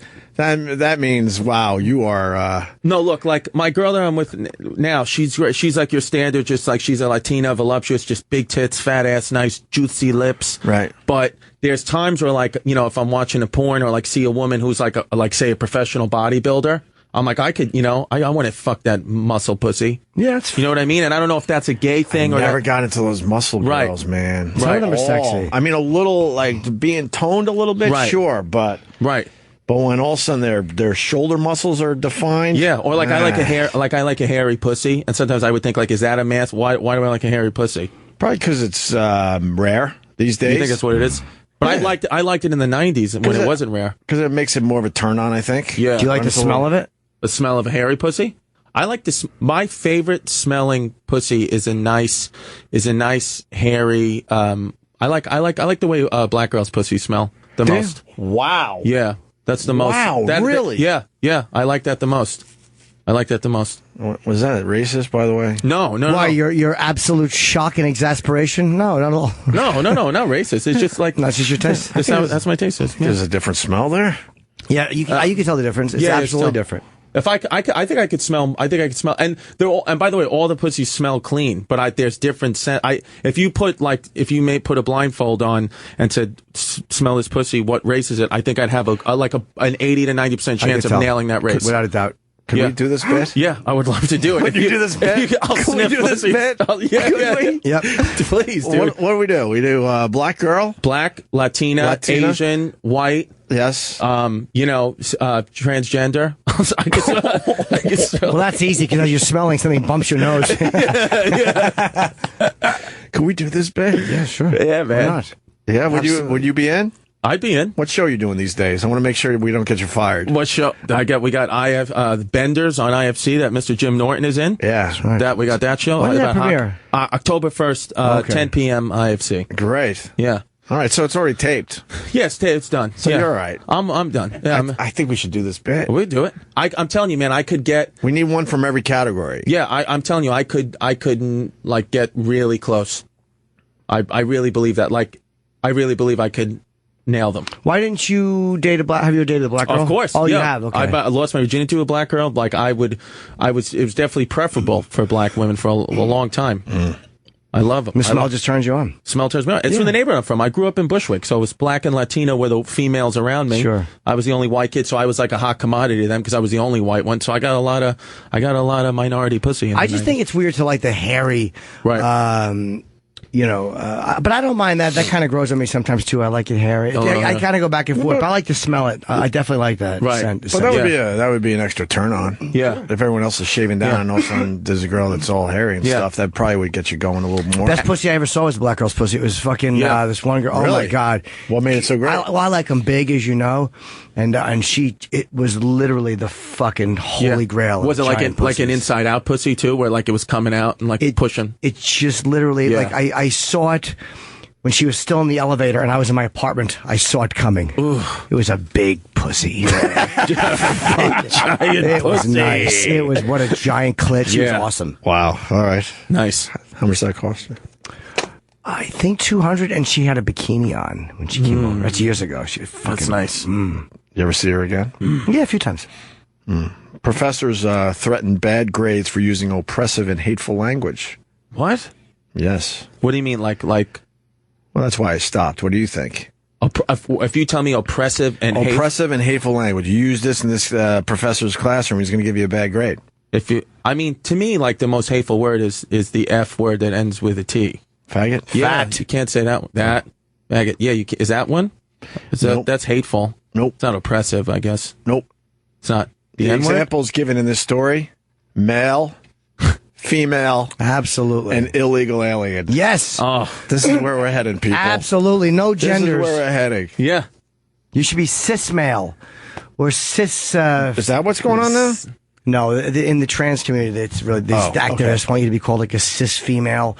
What's a cis male and cis female? I think that, and again, I'm totally probably butchering this, but they think that if you just say female, then that makes like a trans female like less than. So if you're cisgender, I don't even know. I should just shut up. I don't know exactly what I'm talking. It's ridiculous is what it is. Cis. Multiple professors at Washington State University have explicitly told students their grades will suffer if they use terms such as illegal alien, male and female, or if they fail to defer to non-white students. Defer to non-white students. Good. That's a good way. According to a syllabus for Selena Lester Breeks' Women and Popular Culture class, students risk a failing grade if they use any common descriptors that she considers oppressive and hateful language. Cool. The I bet that woman I bet you that woman who's doing that, if she's a professor, if she got fired, the first thing she would do is complain that there's not enough of me's working here, or they only came after me. She maybe wouldn't say female, but she'd say they came after me because I'm a she would point to herself and make that noise. Yes. The punishment for repeatedly using the banned words in her class includes but is not limited to removal from the class without attendance or participation points, failure of the assignment, and in extreme cases, failure for the semester. Wait, it's an assignment. What is she trying to? Is she trying to do something else with it? I guess it's not an overall school policy. It's a specific assignment. So what are you supposed to do? Just not talk in her class, or just use sign language? Like, I don't understand how you communicate. Well, I'm trying to. Can't say any fucking words. According to her syllabus, students will lose 1 point every time they use the words illegal alien or illegals, rather than the preferred terms of undocumented. So she basically just thought programming. I don't think it's a specific assignment. I think she means the assignment that you use it in, you will fail. Right. So, like, if she has like 20 assignments throughout I the see. year. Okay. Right. So you can say. So you're saying, like, if you're writing a paper and you put these fucking illegal aliens or whatever, right? Then you're gonna lose points. Who's this woman? Undocumented. Okay. She's the exact opposite side of the fucking. I hope they fall into a fucking flaming pit of shit. She's exactly the opposite of that Kentucky woman who won't issue the gay marriage licenses. That pig. They're forcing her now. Of course, she should just be fired. Get out. Why won't she? She's a cunt. Because it's against what she believes. Her religion. Yeah, so she doesn't want to do her job. So they're forcing her to do it now. That's out of Kentucky. How is she not fired? But I mean, this woman is the exact opposite. It's the exact same person. Right. On the opposite side of the spectrum. They're both just hateable. Exactly.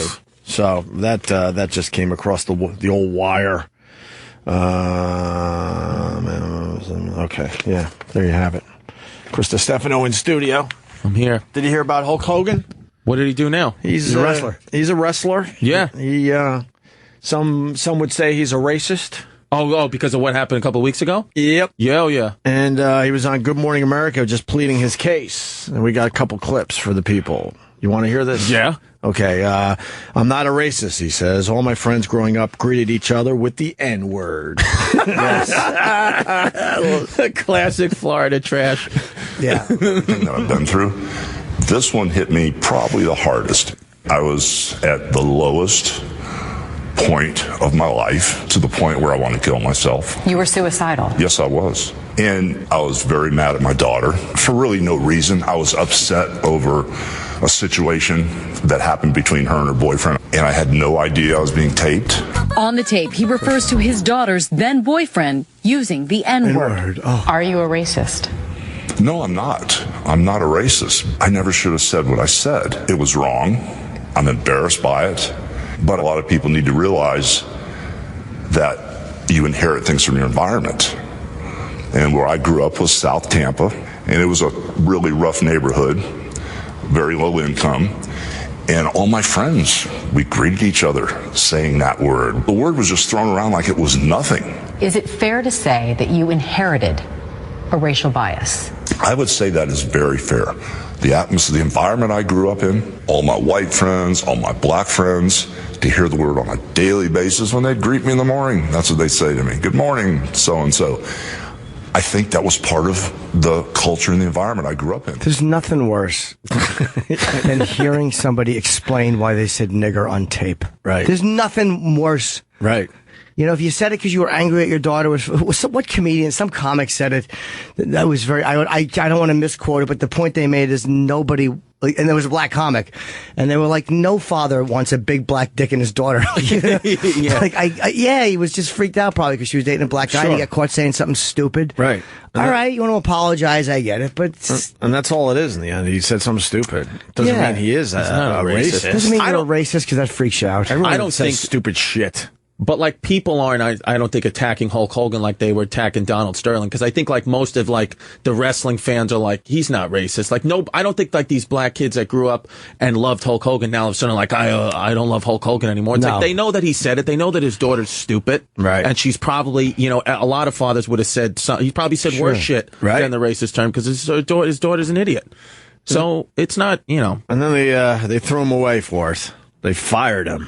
Yeah. Got rid of all mentions of Hulk Hogan. That sucks. They went in deep with this whole thing. And he talks about that in this clip here.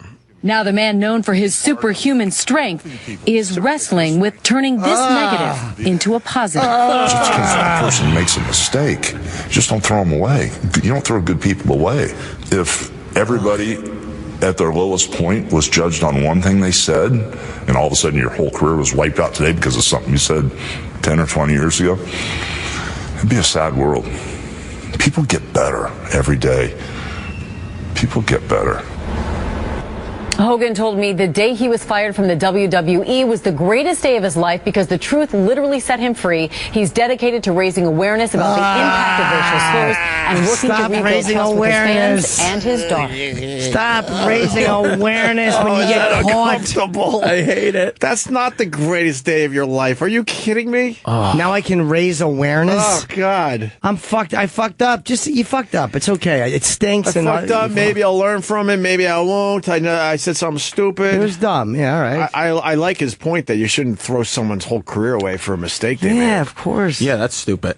Well, we do it all the time, though. I mean, there's a million examples of that. I mean, the world that we live in. I mean, what about last week when Kurt Schilling tweeted out? Did you see that tweet that he? Oh boy, did I! What the fuck? And now ESPN is like, you know, they suspend him for what? Because he's just tweeting something that's an accurate stat. You didn't see the Kurt Schilling thing? He was a former MLB Hall of Fame pitcher, and he tweeted out that like I think it was like only 7 to 10% of in the 40s, only 7 to 10% of German people identify themselves as Nazis, and yet they were able to like almost take over the world. And like the same as with Islamic people, like only 5 to 8% identify as extremists, but. You know, he's like, the proof is in the pudding. Like, he's just like putting a fact out there, and then ESPN suspended him. It's like, stick to sports, ESPN. Let this fucking guy. I think he tweeted differently than what you're. You really? I'm on his side, so I'm trying to figure. No, I don't know the but tweet. I believe that's exactly what he meant by what he said. But how he said it, you know. Well, can we find the actual tweet? And it's funny how he was getting people. He wanted people fired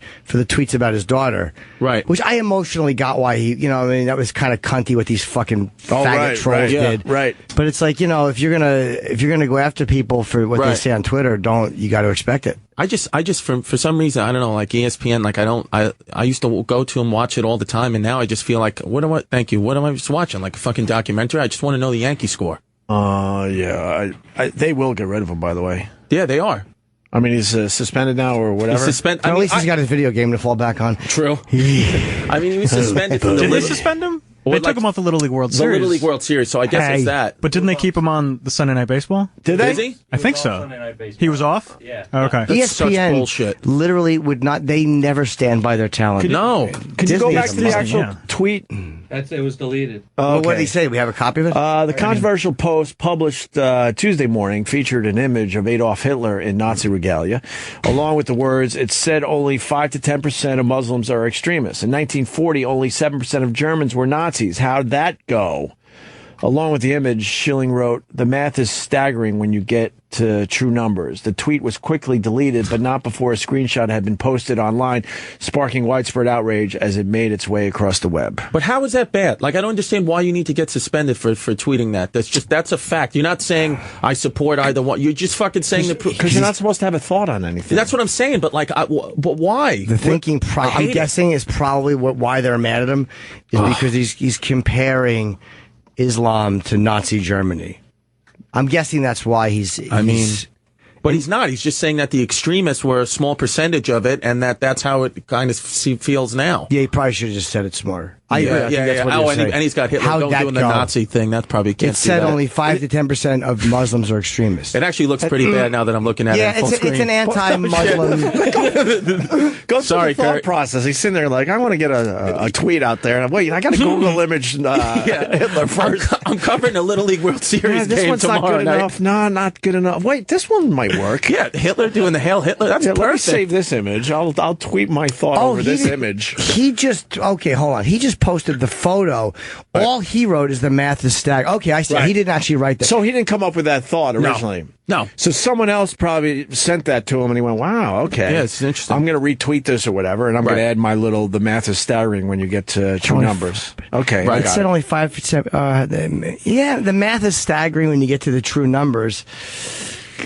I don't know what he's trying to say. Maybe he's saying like, "Wow, it's amazing how a small percentage can fuck up what are basically good people." He's basically saying we probably should pay more attention to this. That's, I think, That's basically what he's saying. You're saying one of two things. You're either saying that radical Islam are kind of like going to do the destruction that the Nazis did, or you're saying something not that fucked up, which is, a small group fucks up what are 90% good people, 95% good people. Mm-hmm. The small percentage are the ones that do all the destruction. And sadly, you're just not allowed to do this anymore. You just can't Or do it. just you got to be allowed saying a to little do smarter. this, even if it turns out to be a stupid thought. You should be allowed to do this. I think you should be able to do that. But I will admit, looking at it now on a blown up computer screen, I'm like, he probably should have avoided the picture. I mean, if you just want to tweet those words, but to put Hitler in blood red doing the Hail Hitler sign when you have to coach the when you have to do the Little League He World had to Series. sit there and go, I like Hitler in blood red. What an idiot! Right, I think this is going to work for me. Damn it, Kurt. He's already in a bad spot. Yeah. He lost his whole every dollar he earned. He has mouth problems. I'm not sure if it's officially cancer or whatever, but he's got all sorts of issues there. Right. And he's like, what the hell? Why don't I do this too? Can't get any worse. Enough already, Kurt. If you're going to post a picture of Hitler when you work for ESPN, really make sure you know the context. Yeah. Here's what unless you're writing, he's a bad guy. Right. You should really know what you're posting and just make sure that it's going to come out right. And I like Kurt. I had a little bit of a relationship with him back in the day. When we both. No, I didn't have the gay juice. Chris. You didn't get a little spritz? I worked at CMF in Rochester, and he was a Rochester Red Wing. And our a couple of mouth fuckers. CMF. And our paths crossed for a while, and we hung for a little bit. He's a solid guy. But with that said, I have to say he's a stupid person. He's a stupid person. Because, like Jimmy said, you work for ESPN. I don't think your first thought should be, I need to get a Hitler tweet out there. Need to with the picture, with the blood red picture, blood red. Oh, Rochester! I just came back from Syracuse. What a fucking Rochester's great. I've never been to Rochester, but Syracuse. Syracuse is a little rough. I'm not going to lie to you. Yeah. There's some fine people in the Syracuse area, but Rochester's a much nicer city. I didn't go. I got a club for you up in Rochester. Yeah, if you want to try it out. I would love to. Okay, let's do it. Who came up with the blood red Hitler? It wasn't Kurt, right? I don't think it was Kurt. Who probably came? I don't know who came up with that. Maybe who's a real big somebody who really enjoys Hitler. No, who's a big or somebody who doesn't like Islam. I imagine they were somebody who's anti-Islam. Yeah, really trying to push it forward. Yeah, and anti-Islam. So that's what are you gonna do? What happens to Hogan? You think they rest him for a year and go, all right, come back, you daffy bastard? Yeah, he's got to come back. Depends on what else, if anything else. I think they're also probably being cautious because they want to know what else might be on that tape. Right. You know, don't forget that tape hasn't been heard. This is just transcripts of audio. So there may be something worse that they don't know about. So WWE maybe hasn't heard the tape, or maybe there's something else that they're aware of. Or right. They might just be like, we can't bring this guy back, and all of a sudden he comes out and says something worse. Have any like you know, black WWF former superstars come out and like supported him, be like, he's not racist, he's the best? Has he gotten any of that? That would really help if like somebody like who's like a really I think don't know. The Rock said Coco Beware. Kamala came out and was like Junkyard Dog, Booker T. Yeah. Damn it. Somebody's got to come out. The Rock, maybe. What'd The Rock say? He hasn't said shit on that. Let's say hi to Jeff in New Jersey. Jeff. Hey, real quick, two quick things. The link that Schillen put up, it wasn't just a picture. It was a link to a crazy psycho Illuminati batshit theory video. That was utter crazy nonsense. Man, why would he do that? That was one. And two, the stat on Nazis being German is just total horse manure. I don't know. The Germans being Nazis. First, it undersells the amount of people that were involved. So it debases the horror that was. So that was the second point. Okay. Yeah. Oh, it was more than 5 for 10%. I don't even know where the hell that number would come from. Okay. It just sounds like it's bullshit, but I just know from everything I ever learned about the Holocaust, there's so many people were involved. The alleged Holocaust, we like to say on this program. To say that people were or were not identifying as Nazis just totally undersells what happened. Right. Well, when the Holocaust allegedly took place, according to some, you believe it if you want. You know, you show me an ounce of proof. And someone in this room's happy that we're back on the Holocaust. By the way, Eric is a very happy person. Chris, you got anything on this? They at Auschwitz they now have showers outside just to make sure the people going in are nice and comfortable. It's before a mist they go in. shower. Really? Yeah, mist. What do they do? Why? Because people are upset about it. Yeah. No. I don't think it's hot. Doesn't it get hot in Auschwitz? Yeah, that's exactly what it is. When you walk in, it's the summers. Yeah. I say maybe get some sprinklers. How about going. some fans? How about a fan in Auschwitz? A moist towelette would be fine. Like in first class, have somebody give you a towel here. Dab your face with this, Mr. Abramowitz. Why would you do just have a Dippin' Dot stand on the cool off? Why would you do anything with showers? That's there? stupid. That's really stupid. You guys are reading too much into it. Are we? The showers are one thing. I think the real disgusting thing is they don't let people hang their coats up on hangers. They just make them throw it in a giant pile. Wait a minute. Is that true? I didn't hear It's not true. That was. That was like, when you said it, got a gullible boy. You said it so affirmatively. You wouldn't be able Nazi. you wouldn't be able to find your coat, sir. Yeah, why would they have them throw it in a pile? I didn't get it. And What also, do you think your luggage gets sent separately too? No. God. and also they don't wear coats because it's warm, and that's why you need showers. Showers. All Are there the pictures tickets- of these showers? Ooh, who farted? It smells like dog shit. wasn't Nice. me. Why are you It smells pointing at like me? pure I heard rancid shit. Ugh. Do you like his I little couldn't Nicky think of a haircut? removal. It's not a little Nicky haircut. It's not. Look, it's my hair. It's not a haircut. little Nicky. I haven't got a haircut in like 5 months. Oh my god, dude, it's rancid. It's not me. That's Norton. Will you stop already? I'd tell you if it was me. Oh, here it is. People are laughing as they're checking out the shot. This is They're having a nuts. good time. If you go to Vice News on Twitter, Auschwitz, and we'll certainly retweet this, Auschwitz Museum response to missed shower outrage. In all honesty, that click does on look kind of terrible. There were millions of people murdered there, and a lot of them were murdered under those gas showers. You might want to have a different image.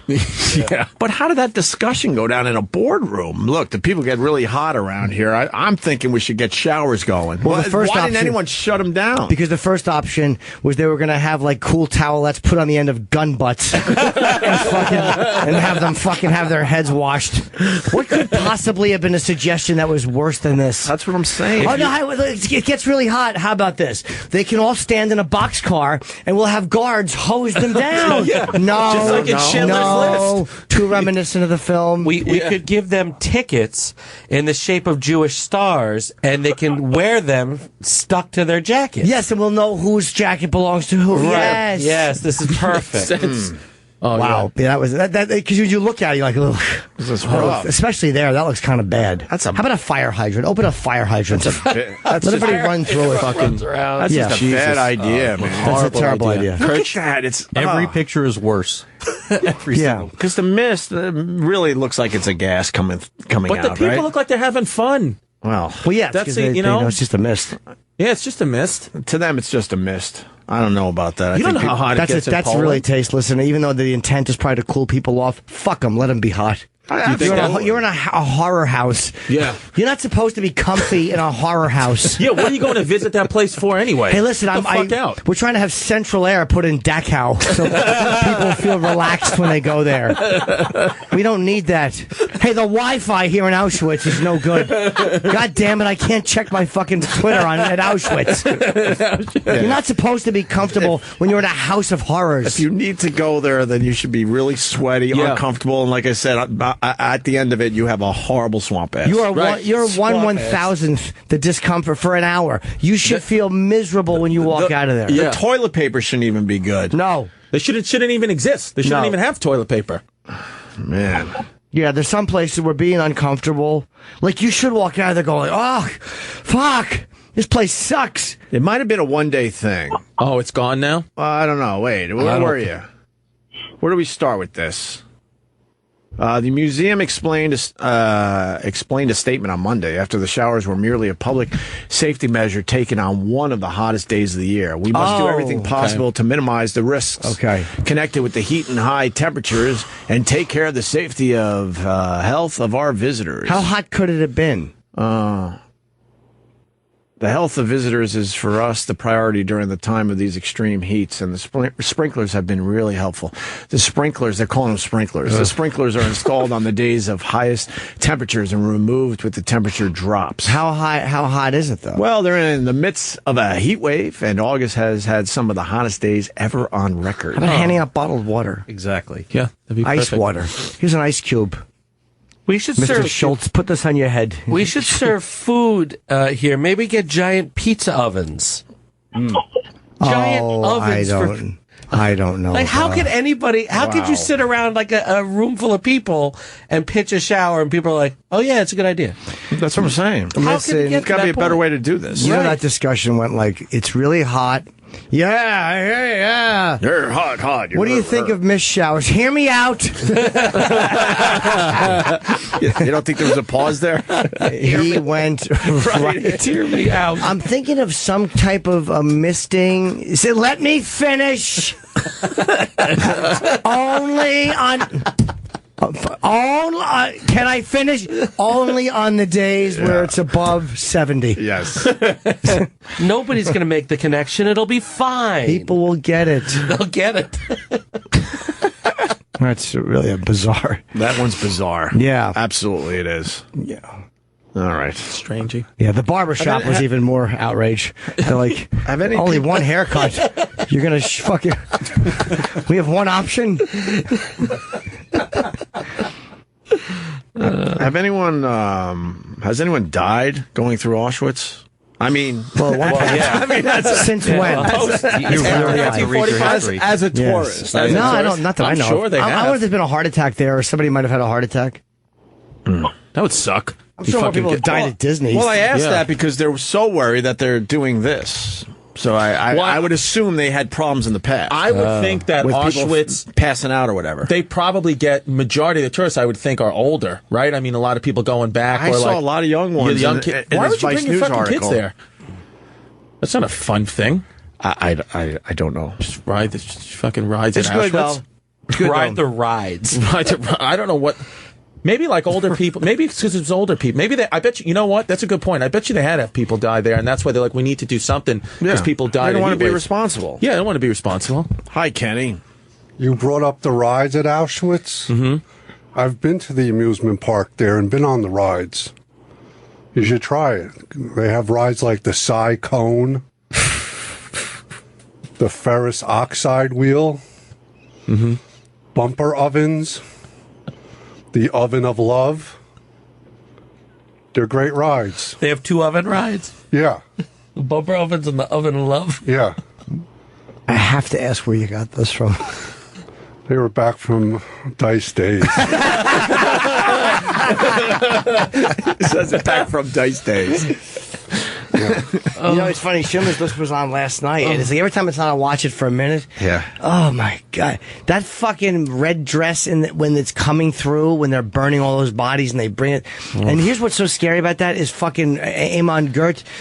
It's the casual nature of the discussion. He's complaining to Oscar. He's like, "Oh, look what they have me doing now." It's like if I don't have enough to do, like, yeah. It's like he's looking at that like it's just a task. It's just a but did you ever check? There's significance of the red dress. The meaning is like the innocence of the whole thing. Oh yeah, of course. Yeah. And it's actually, I thought actually the book was sadder than the movie, which is saying You a read lot. the book? Yes, and it was tremendously sad. But he said in the book, Oscar Schindler saw a girl in a red dress. That's why that was in the movie, because he watched this girl run in and out. He was on a horse just like that. The Warsaw Ghetto, I think it was being liquidated, whatever ghetto. And he watched this little girl run in and out, and none of the soldiers bothered her. None of them. So that was where that came from. Huh. I saw the movie for the first time 2 weeks ago. Really? Schindler's List. Yeah, I just don't know. I went through 30 years of my life. I never saw it. What did you think of it? It's a masterpiece, yeah. I mean, I watched it, trying to get into more acting, and I was like, I can never be as good as these fucking guys. I mean, it's unbelievable. Like Ben Kingsley and Liam Neeson. I was like, damn. But yeah, it's the saddest part for me was when the women are like happy that they escaped the shower, and then like they look and it's all their kids are on the train going to Auschwitz, and they're like running after the train, like clawing each other, trying to like jump in front of the train. That was like, I was like, Jesus Christ. I just held my baby for like an hour. I was like, that's right. You're a kid. Yeah. And then the Kurt Schilling tweet popped. That's why fucking Germany probably should have been nuked. You think so? Without a doubt. Even though it's a terrible thing, it would have killed too many innocent people. But do you think I watched that movie? Awful. I watched that movie and was like, how the fuck? I doubt that Poland just forgot about that. Like, I can't imagine that they like German. I can't imagine like you can just forget. Right. The same way I've been going nuts on the Smithsonian Channel. That's all I do now is I feed my daughter and watch the Smithsonian Channel. I watched the day the bomb dropped from Japan's point of view. There's no way that country forgot about that. There's no fucking way. Like, I don't, after watching, I was like, I don't think I'd go there because I just feel like as an American, they're going to get us back sometime. What was in those bombs? Fertilizer? It's a dice joke. Yes, it is. Yes, it is. It's Dice Day on the show. That's a very good point. I don't know if they've completely forgiven. There's no way they could have. Because people are still being born with like these weird limbs. But I'm a patriot, so I support what we do. But I mean, they got some nice new stuff out of it. Oh my God, brand new stuff. Yeah, new buildings, beautiful subways. Toyota took factories. They said they wouldn't be Toyota. Gorgeous. Yeah, beautiful, dude. Gorgeous infrastructure. Yeah, gorgeous. Nice. All the islands are new. They got new islands. That's a good point, though. Also, no one told them to hit Pearl Harbor. That's true. They really did drag us into it. Yes. Yeah.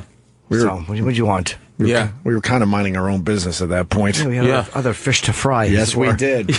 All right, Jeff. Thank you so much for your phone call there in New Jersey, Jeff. Thanks, so appreciate it. All right, buddy. Have a good day. All right, goodbye, Jeff. Goodbye. With a J or a G-O? I always like to ask that. We're gonna take a break. Distefano, what are you promoting here today? Me? I'm gonna be in Helium Comedy Club in Philly tomorrow night. Really? It's a great room. Yeah. And then the Frank Banco Ale House in Bethlehem, Pennsylvania, Thursday night. And then Governor's Comedy Club on Friday night. And then the Flying Monkey in Plymouth, New Jersey, Saturday night. And then Laugh Boston and Sunday night. I might have to get a couple tickets for Helium, if you don't mind. Please do. Got a whole bunch of people down there that I would like to see you. I'll be down there tomorrow. My first time doing comedy in Philly ever. So come on out and see Chris Distefano. Support him. Thank you.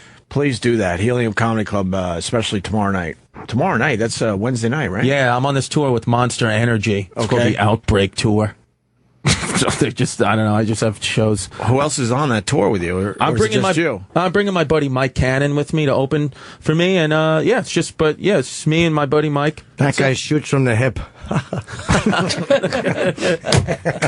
Jesus. Nice. Real nice. It's going to be fun. cops accidentally leave insulting voicemail about reporters' huge tits. I think I want to hear that. That's awesome. That was not insulting, unless it was about Al Roker.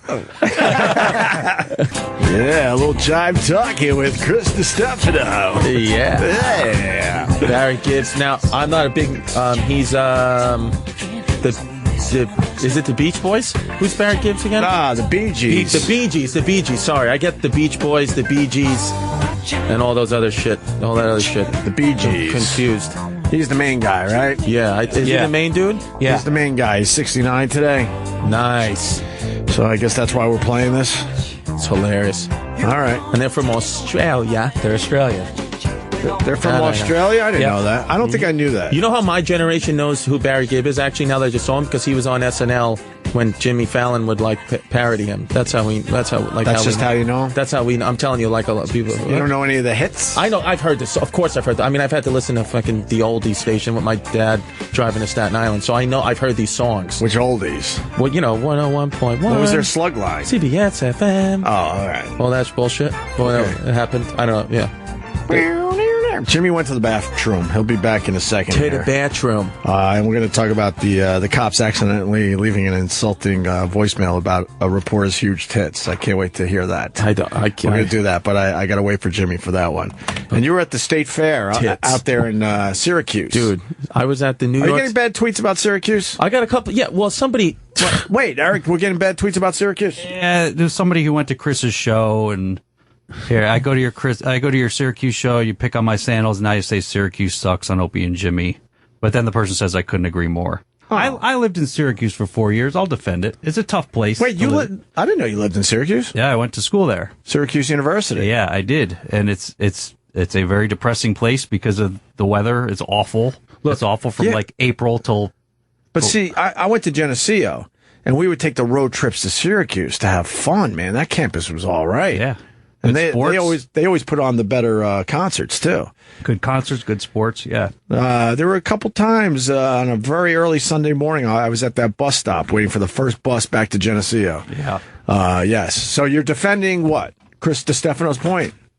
I'm not going to bash Syracuse. The people are nice up there. I just want to clear. I'm not. The school was beautiful, and I just was there in like a Ramada Inn off the side of the fucking highway from Thursday to Sunday, missing my kid. So it's like, don't get mad at me. And then my shows were fine. I loved the Syracuse Funny Bone was great, but some of you people were just looking at me like because I tried to talk about one fucking idea. I was at the State Fair, okay, and you had a pig race. The Syracuse people had a pig race, which is fine. That's fun.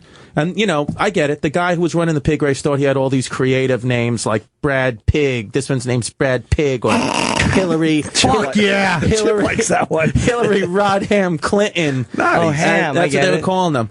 And then this guy, then the third pig, he goes, this pig, you know what its name is? Caitlyn Jenner, you pig. And then it gets an applause break. And I was like, wow. What?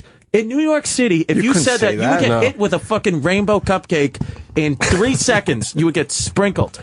And it's like... But that's not even clever. It's not clever. It's stupid. Right. Not at all. But then, they got mad at me on the Sunday show when I started, telling them, how I feel about Syracuse, because they would just, some of the people just look at me with their dumb fucking, you know what I mean? Their dumb, stupid mullet faces. And I was like, what? Why are you mad at me? And this is it's fuck you. But so the person who tweeted me, I'm sorry I made fun of your sandals. You're a guy. Why are you wearing sandals in the front row to a fucking comedy show? Your feet are fucking disgusting. And then 2, I'm sorry that I was there for 5 days in Syracuse missing my 3-month-old daughter. Well, what the fuck do you maybe want you from should me? have got out and learned about Syracuse. I did. I went there. I fucking ate the dinosaur barbecue. It's great. Nice. And the school was great. And that's it. And then what was there? It was downtown. I saw the first original shot clock. That was nice. But then what? The first original shot clock? Yeah, the shot clock. They have the original shot clock in their downtown Syracuse Square. So it just counts from 1 to 20, 24 down to 1, and that's it. And that's your day. All day long? 24 seconds. It just does that? Yeah, people stand there and take pictures and videos. And I did that. I swear to dude. How do you show someone that? Dude, look at this. What is it? You ever watch a game? They got a shot clock. This the first one. What do you want? Fucking cares. I like the there people. There it is, the first shot clock. Yeah. All right. Okay, and it's that's I'm interested. What I did. It's on roadsideamerica.com. Yeah. Wow. All right. And it's just, and then a unique variation on the standard outdoor town center clock. Syracuse was where the 24-second shot clock was first used in a professional basketball What game. professional team plays there? No one anymore. I don't even know. Syracuse Nationals, I think. Oh, yeah. Wow, that very good. I could be wrong. I'm just going to say very good. I think you nailed it. Can I ask Eric to tell a Syracuse story while we're on the subject? Oh, I got a good story. I was staying with Eric. I was visiting him. He had an apartment. Was it off campus or was it? It was in a. It was called South Campus, which was removed from the campus, but it's still a campus housing. Yeah. And we came back from Thanksgiving break, and it was not in a good neighborhood, but you got your own apartment. The door was wide open when we came home, and I was the first one there. We had been robbed over the break, so we called the police. The police came and they're walking around. And I'm thinking, okay, they're going to find something. Maybe we'll get our stuff back. They stole like stereo equipment, stuff like that. So the police officer's looking around and we had we had like a screen door, a glass door in the back. And the guy's looking very carefully there. I'm like, oh, he's going to dust for prints. This is going to be good. So this is a Syracuse police officer, city police officer. And I'm like, trying to get prints? And he goes, yeah, we're just looking, sometimes black people leave greasy fingerprints. Oh my God. At that moment, I was like, I'm never getting my stuff back. There's bigger problems here. And then they actually said that? Yeah, black people leave greasy fingerprints. And they weren't dusting. They were just looking for greasy fingerprints on the glass. Yeah. And then he said, yeah, it's just a hunch. I got a question. Do you have any meat in the freezer? I'm like, why? I don't know. I have no idea. Yeah, that's from another case. I don't know. Maybe I was just looking for a lead. I was like, yeah, I'm not getting any of my stuff back. Wait, was some guy putting meat in the freezer? Was that a calling card of someone who was robbing places? Maybe somebody was stealing meat. Yeah, it might have been stealing meat. We never. I don't know if the meat was coming or going. Stupid question I just asked, by the way. He was working on some kind of serial killer case at the same time. Yeah, maybe. Maybe that was a your euphemism. stupid stereo equipment back. Yeah, maybe that meant cum in your ass. You got any meat in your freezer? Man, speaking of cops, we got this audio clip I want to play for the people. Accidentally leaving the insulting voicemail. That was a good segue. Thank you. That was really good. Thank you. I've been doing this since I was 18 years old. I get a good segue in every once in a while. You do it well. Let's play this, though. They're talking about a reporter's huge tits, and I guess this is an insult. I guess. Why is this an insult? Zach Barnum with the Sheriff's Office. I was just returning your phone call. If you need anything, still just give dispatch a call back, okay? Thank you, bye. Sergeant. So you're going to have a lot to tell Chase Calendar when she calls? Did you date the sheriff's office?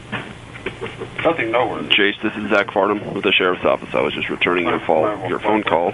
If you need anything, still just give dispatch a call back, okay? Thank you, bye. Hot. I mean, she's got an okay body. I mean, giant boobs. Fucking giant, dude.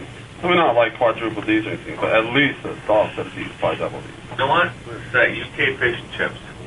UK women have big tits. How they're growing over there. I don't know why. She was, why do they have fucked up teeth? I don't know, but they have. I don't look at her teeth. I mean, she doesn't have like a real pretty face at all. It's not like her. She's got huge tits. Yeah, her skirt was like 7.5 inches long. Extremely pale white. But, she's a limey. It's the UK thing again. She literally grew up on a fucking island that's always cloudy. I don't like it.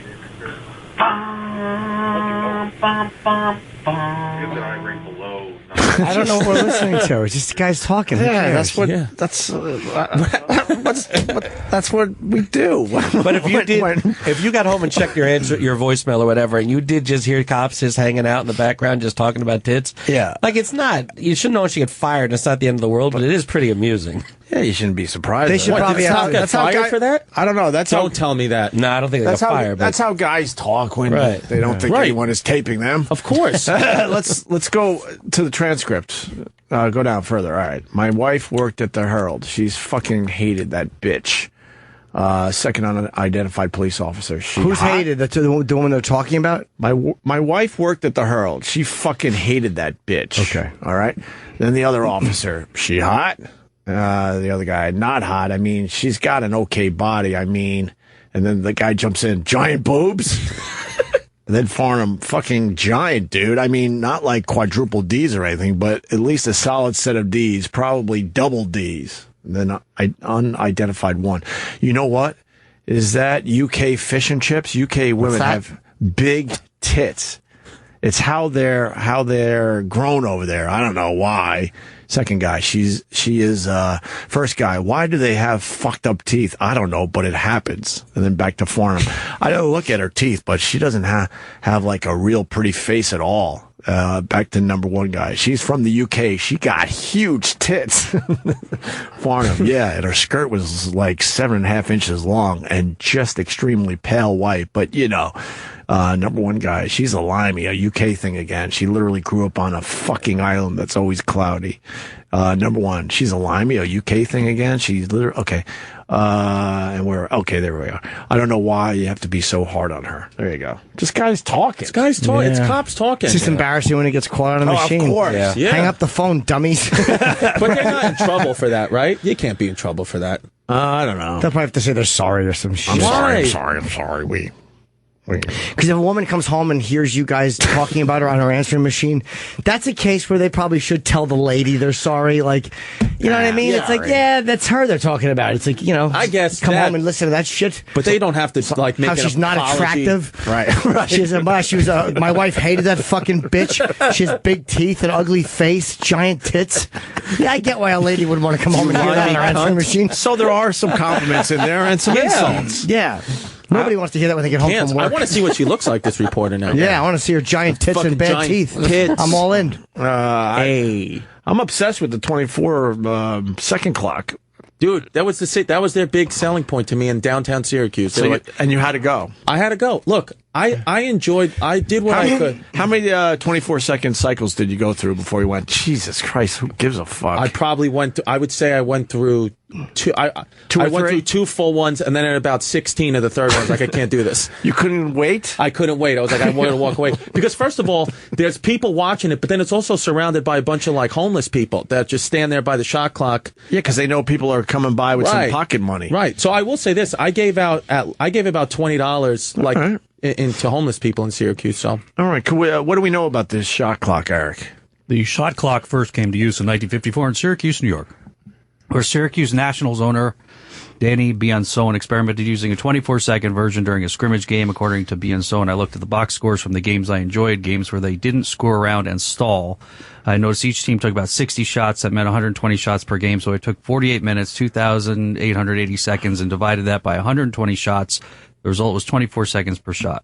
So he convinced the NBA to adopt it for the 1954-55 season, in a season in which the Nationals won the NBA championship. Jeez, there you go. Now we know all about the 24-second clock. What else is on that dumb website? Roadside America's got like biggest fork and all that crap. Does it have Jimmy's kaleidoscope? Oh, I bet it does. Oh, wow. Jimmy went and saw the largest. We missed it. No, we didn't see it. We were out in Woodstock shopping. Well, you sort of saw it, though. We saw the silo it's in. Yeah, you saw the silo. I just went with my friend Heather up to see the world's largest kaleidoscope. It was nothing. It was just a dumb trip we took. But that's why he went. To see just to do something. It was a goof. She said it was a goof. Let's go see. I'm like, okay. How long did it take to get there? A couple hours. We hung out in Woodstock for the day and we just missed that's not bad then. But he didn't go to the Woodstock field. Yeah. I think I'd want to see that. I think not now. I might have been years ago. But. I think they still have a stage there because I think they still do things in the summer. Here's the actual stage where they did their thing. Yeah, I just got a text from a police officer, a woman. She said that sounds like my office every single day. It's just like the cops, not just at a police department. Every office, everywhere, every office. When you know those women aren't around. Yeah, I mentioned waiting to get you in trouble and going to HR. Yeah, don't the women talk shit too, though? Of course they talk shit. They do. They run their mouths. Yeah. Oh, that guy's prick was like a big ice cream cone. You could see it right through his pants. Yeah, you could see the bulge of it. He was unclipped, and the scent threw me a little bit, but I sure did enjoy running my tongue under the greasy, dirty foreskin. Maybe they don't talk like that. Maybe I'm just... Maybe that's not an accurate lady talk impression. What's okay. The Kaleidoscope has made the RoadsideAmerica.com website. Oh, good. Or that's the silo you saw with the eyes? Yes, it's under the Who Gives a Shit section of Roadside America. Horrible. All right. By the way, I'm becoming obsessed with this thing that Rogan did. This cryotherapy, where you go into the freezing for 3 minutes. Yeah. And because I have this bad tendonitis in my right elbow, and I literally want to chop my own arm off and fucking throw it in the street. I'm so tired of this. I used to be a physical therapist. I can help you out. It's still not driving healing? me. No, I got a fucking cortisone shot. It's just still cunt. So my friend went, and now she's texting me. I'm trying to find out how did it go. But what happens? It's, she said her knee's not bothering her. I spent her back 3 minutes isn't sore. inside. Oh, sorry. I spent here's an article on it from nymag.com. I spent 3 minutes inside a minus 264 degree machine. Cryotherapy machine. Wouldn't you be scared you'd have a heart attack or something? This gotta be. Body This like gotta that? be. I don't care what kind of shape you're in. Can't that fuck up your heart? There's got to Of be a course, way to. with blood flow and stuff. I mean, when it gets that cold, everything gets restricted. Well, it doesn't. There's a way they warm you up. She said this, and I quote, "It was crazy and awesome. My knee isn't bothering me now. My back isn't sore from stress. I walked out of there in my own calm little world. Got through a 200-question exam, no problem, and slept the entire night through. Best sleep ever." Now, again, when you get freezing is good for inflammation, so maybe that works. I don't know how long that works for. How long have you had this tendonitis in your elbow? A long time, and it went away. And then it came back because I was doing kettlebells wrong. Yeah. I was doing fucking a lot of pull-ups. Right. This body Do you doesn't- stretch? Do you stretch out? I started the stretches after the cortisone, and now I'm doing light, like 3 or 4 pound weights just to physically rehab it. But don't go crazy on the cortisone shots. How many shots? I only did you once. take? The only time I ever did it. Don't do it again. I won't. Though. I won't. A lot of therapists don't believe in that shit. Physical therapists, no. Well, you could do it once, but it wears down your tissue. But I you did it got to once. make sure for a tendonitis issue. What is it? It's on the it's outside. all in here, yeah. Oh, that's called lateral epicondylitis, also All known in as here. tennis elbow. Yeah. Which you don't play tennis, right? Not at all. Okay. So then, what you need to make sure is you strengthen this way and stretch that way. That's what I've been doing. Strengthen the flexors and then stretch the extensors. But it's still sore. But they said it takes a long time. It takes a long time, but you may have to lay off kettlebells for like. Oh, I haven't touched a weight in 3 months. Nothing? No, I'm doing legs and abs and all that stuff, but I haven't been doing. You haven't done anything? You doing the elliptical? You doing anything? Oh, I'm exercising, yeah. But no, I'm not moving my arm You're back not and moving your forth. arms? No. Okay. No.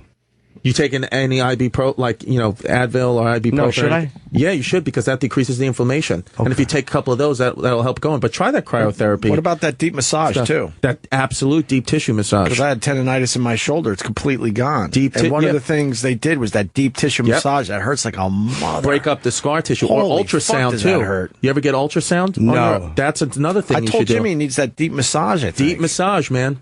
I'm going to go. It's brutal because they break it down. It's not fun. But No, it hurts. I had a massage therapist in LA help me the first time, like when it was really bothering me, and that's kind of what made it go away. Was she massaged my right arm and did a few things, and I was like, oh my you god, should go to a rehab guy. Go to a physical therapist. I completely believe in that shit now. I really they believe. fixed my shoulder. I had both shoulders were pretty fucked up. One was so bad they were thinking about maybe surgery, and he's like, "Let's try the rehab first," and it worked. Like It works.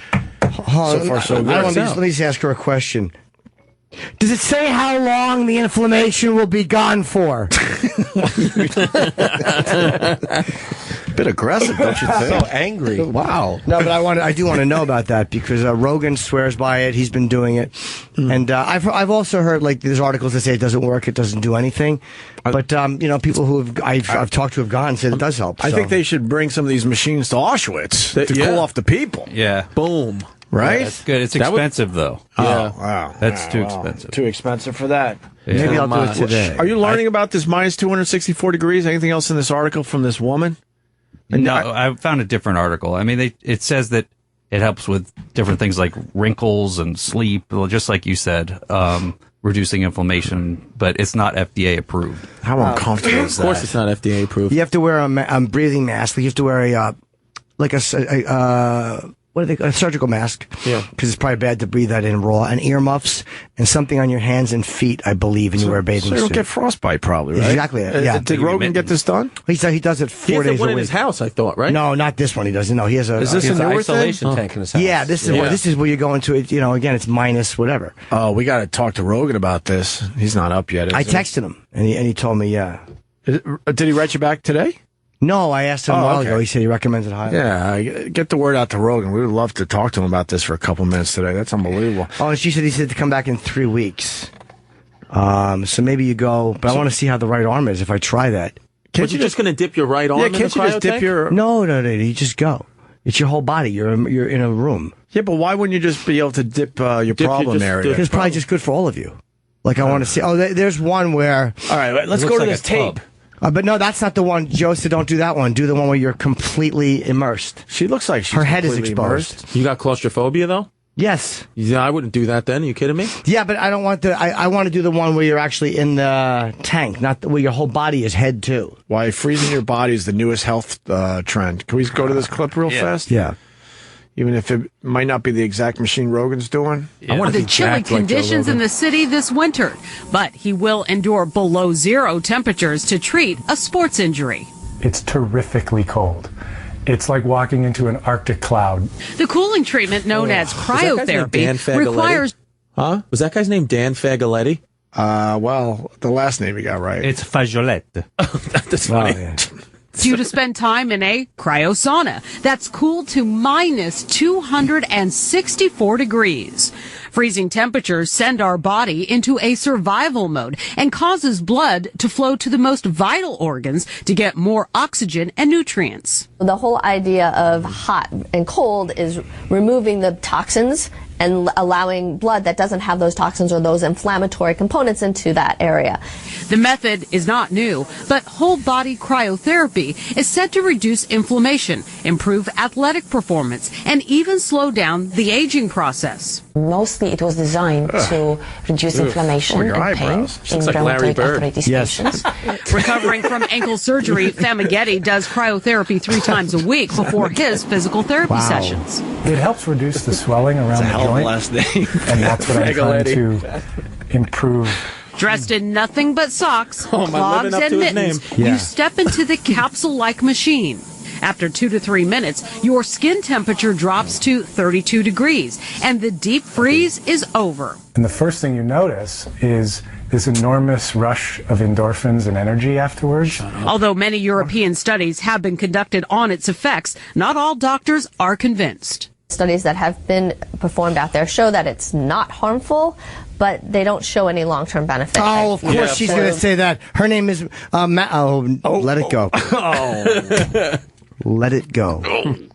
All right. I had a bad More studies need to be really done to look into the benefit. Cryotherapy is not FDA approved, and people with certain medical conditions like hypertension and deep vein thrombosis should skip the treatment. Yes. A single session here costs $90, and Freiben says the effects can last around 2 to 3 months. For more information, visit But the bottom line is, CryoLife. That's where my friend went. But her head was exposed. Joe said, don't do that one. Go the one where you're fully in. Let me just ask her again. Did you do the one where you're standing in a tank, but your head is not getting cold? Question mark. So I don't understand why you're so angry. You have to say questions. I was enjoying that video and possibly saying, oh, this could work, until he said, when I come out and I just feel all the positive energy. Yeah. Shut the fuck up. Then the I endorphins. Then I can't take it You're seriously. freezing your ass off. Yeah. You want a sauna. Shut immediately. Up. Yeah, I didn't like it. And why weren't they shivering? Yeah, doesn't make sense. It's or the they didn't want to Illuminati. show that part where you're shivering your ass off for a while? I think their bodies were dying. Yeah, your body. It's basically you're telling your body, we're about to drop dead. Go do what you do. Right. And your body is panicking and preparing you for a coffin, and then you fool it. Ha ha. We're fine. And your body's like, you got me. I'll get back to that elbow. You. Yeah. Why would you fuck with that? Ugh, that woman was so ugly. But you know what? If it helps with inflammation, I want to do it. Do it, dude. I should, but I want to do the full one. I want my little head. But aren't you clustered? That's gonna. I'm telling you, man, you're gonna panic in there. Nah, I won't panic. Sure. So you can get right out. I bet you they figured it out. Nah, it's dude. probably a tank like that just goes over you. They say you have to keep moving your limbs. Squeezing you in a space helmet or something to make you all uncomfortable. Keep your limbs moving. I think it's fine. The blood pumping. Yeah, you get How much does that cost? $90. Oh, it's not bad. I could do that easy. Easy like breezy. That, $90. That's reasonable. Piece of cake. Demi Moore does it. Does she really? Yes. Ooh, hope her cliff freezes off.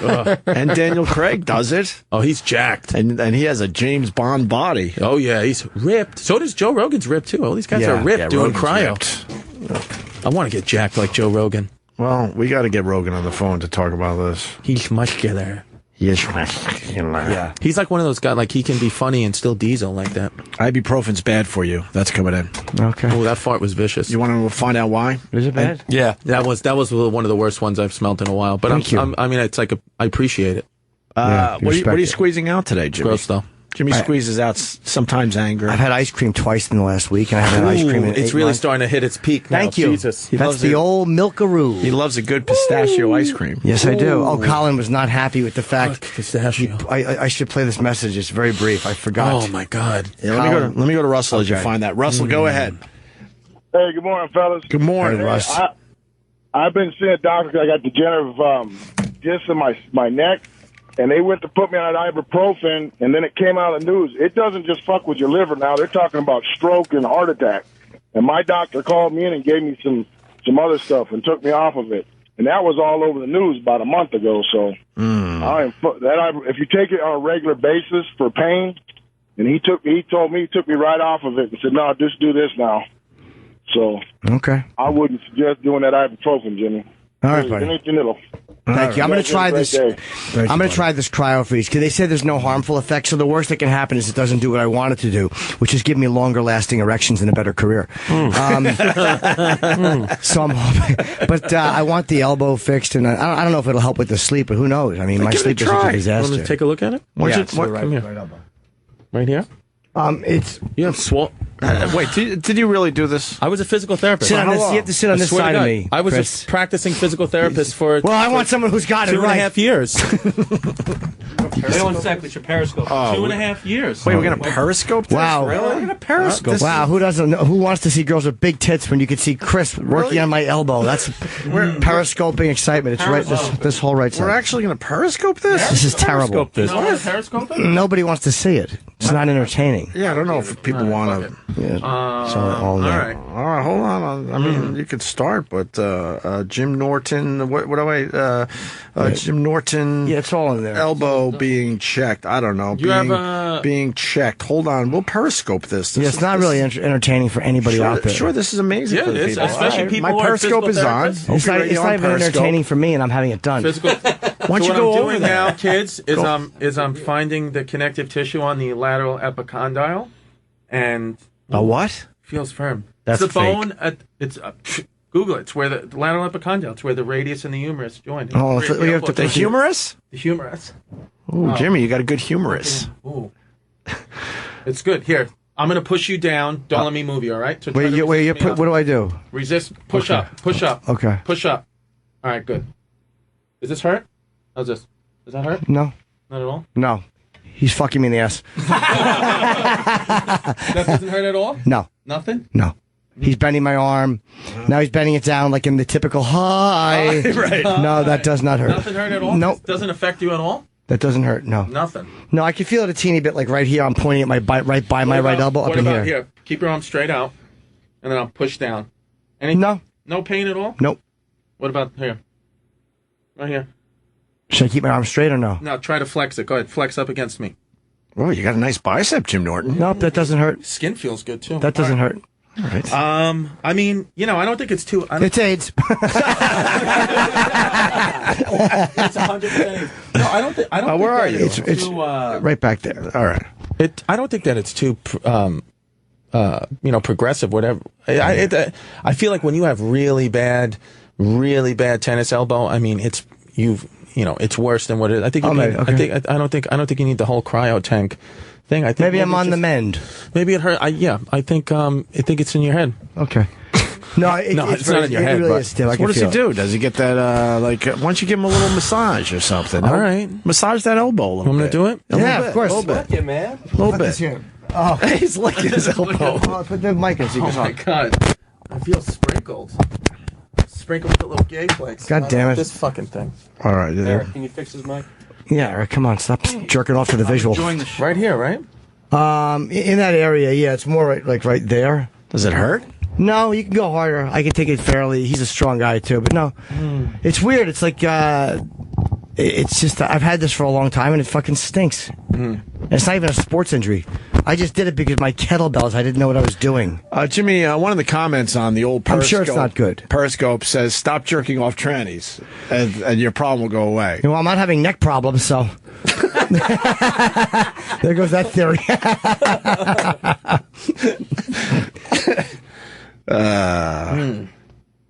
Yeah, go harder, Chris. He's a very strong guy, but it's like a massage. I should be fucking... What does that do? It gets the blood flowing in that area? This gets the blood flowing to the area, breaks up any potential scar tissue might be in the area. I wonder if I have scar tissue. And it's just like, one of those like cathartic like things where like he's just, he's feeling better. It's probably got a little placebo to it as well, where he's just like, he thinks because, other hands are on him that it's healing, that I have healing powers, but, No, you don't really see anything going on in there.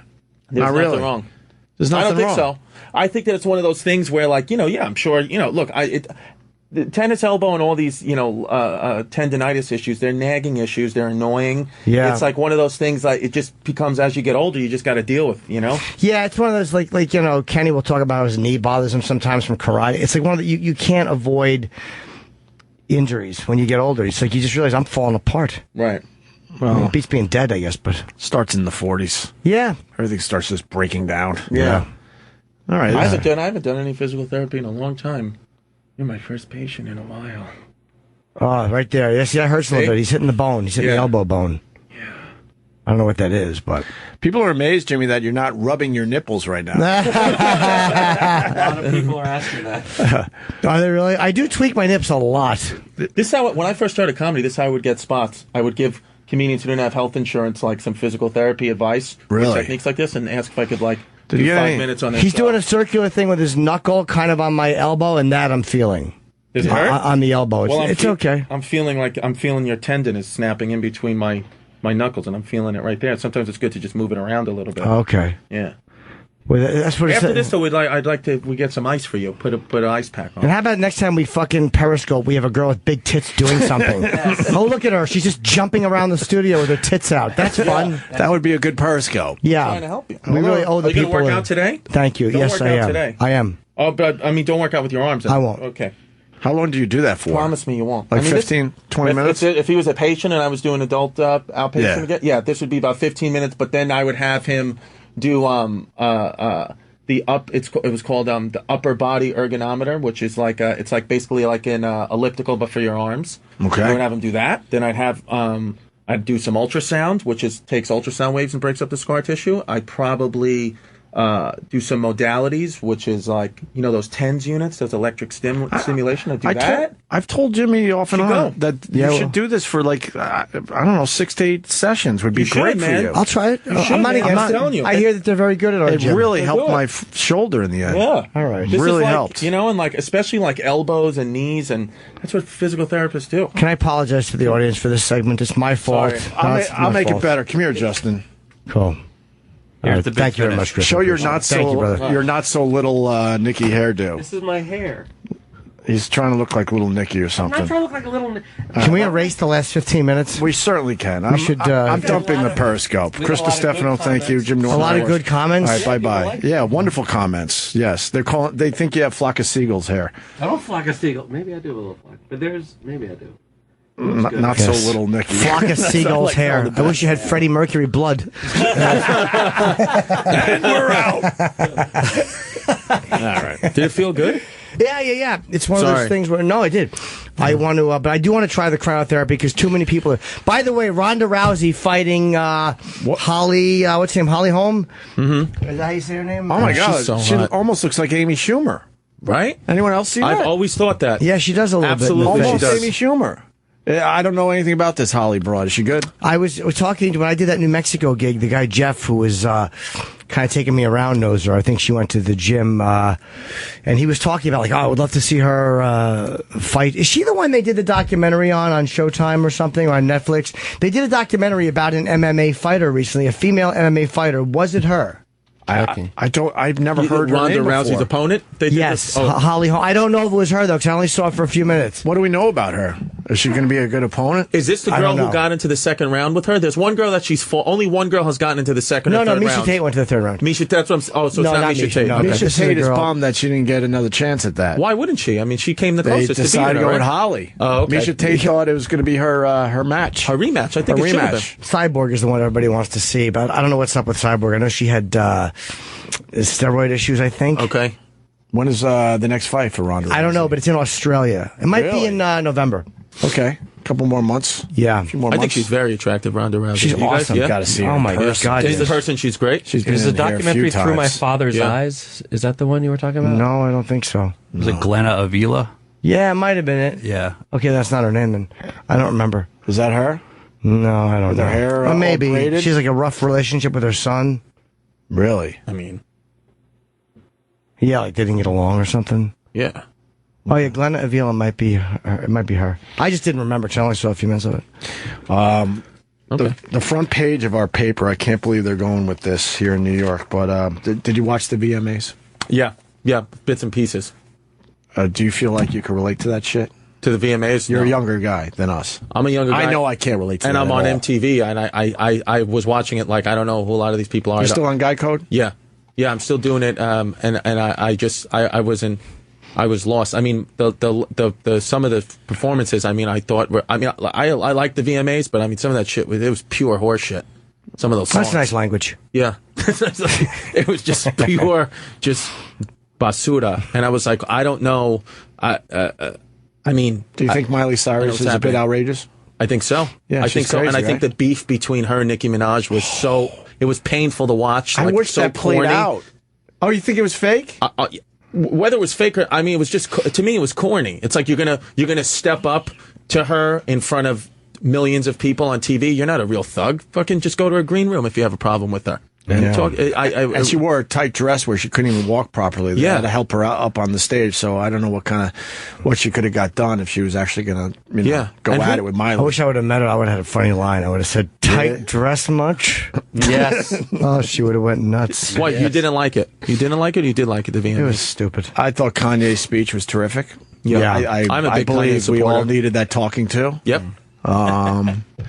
And what else did I like? I like the beef between You like that? Nicki Minaj and Miley I just thought it was Cyrus. fake. I hate Miley Cyrus because she's trying way too fucking She's hard. trying a with little this hard, shit. but I like her though. I'd love to make What love about to her. Bieber crying? Did you like that or that? Oh, make you I sick? didn't see the Biebs crying. Crying. I thought the Biebs crushed it.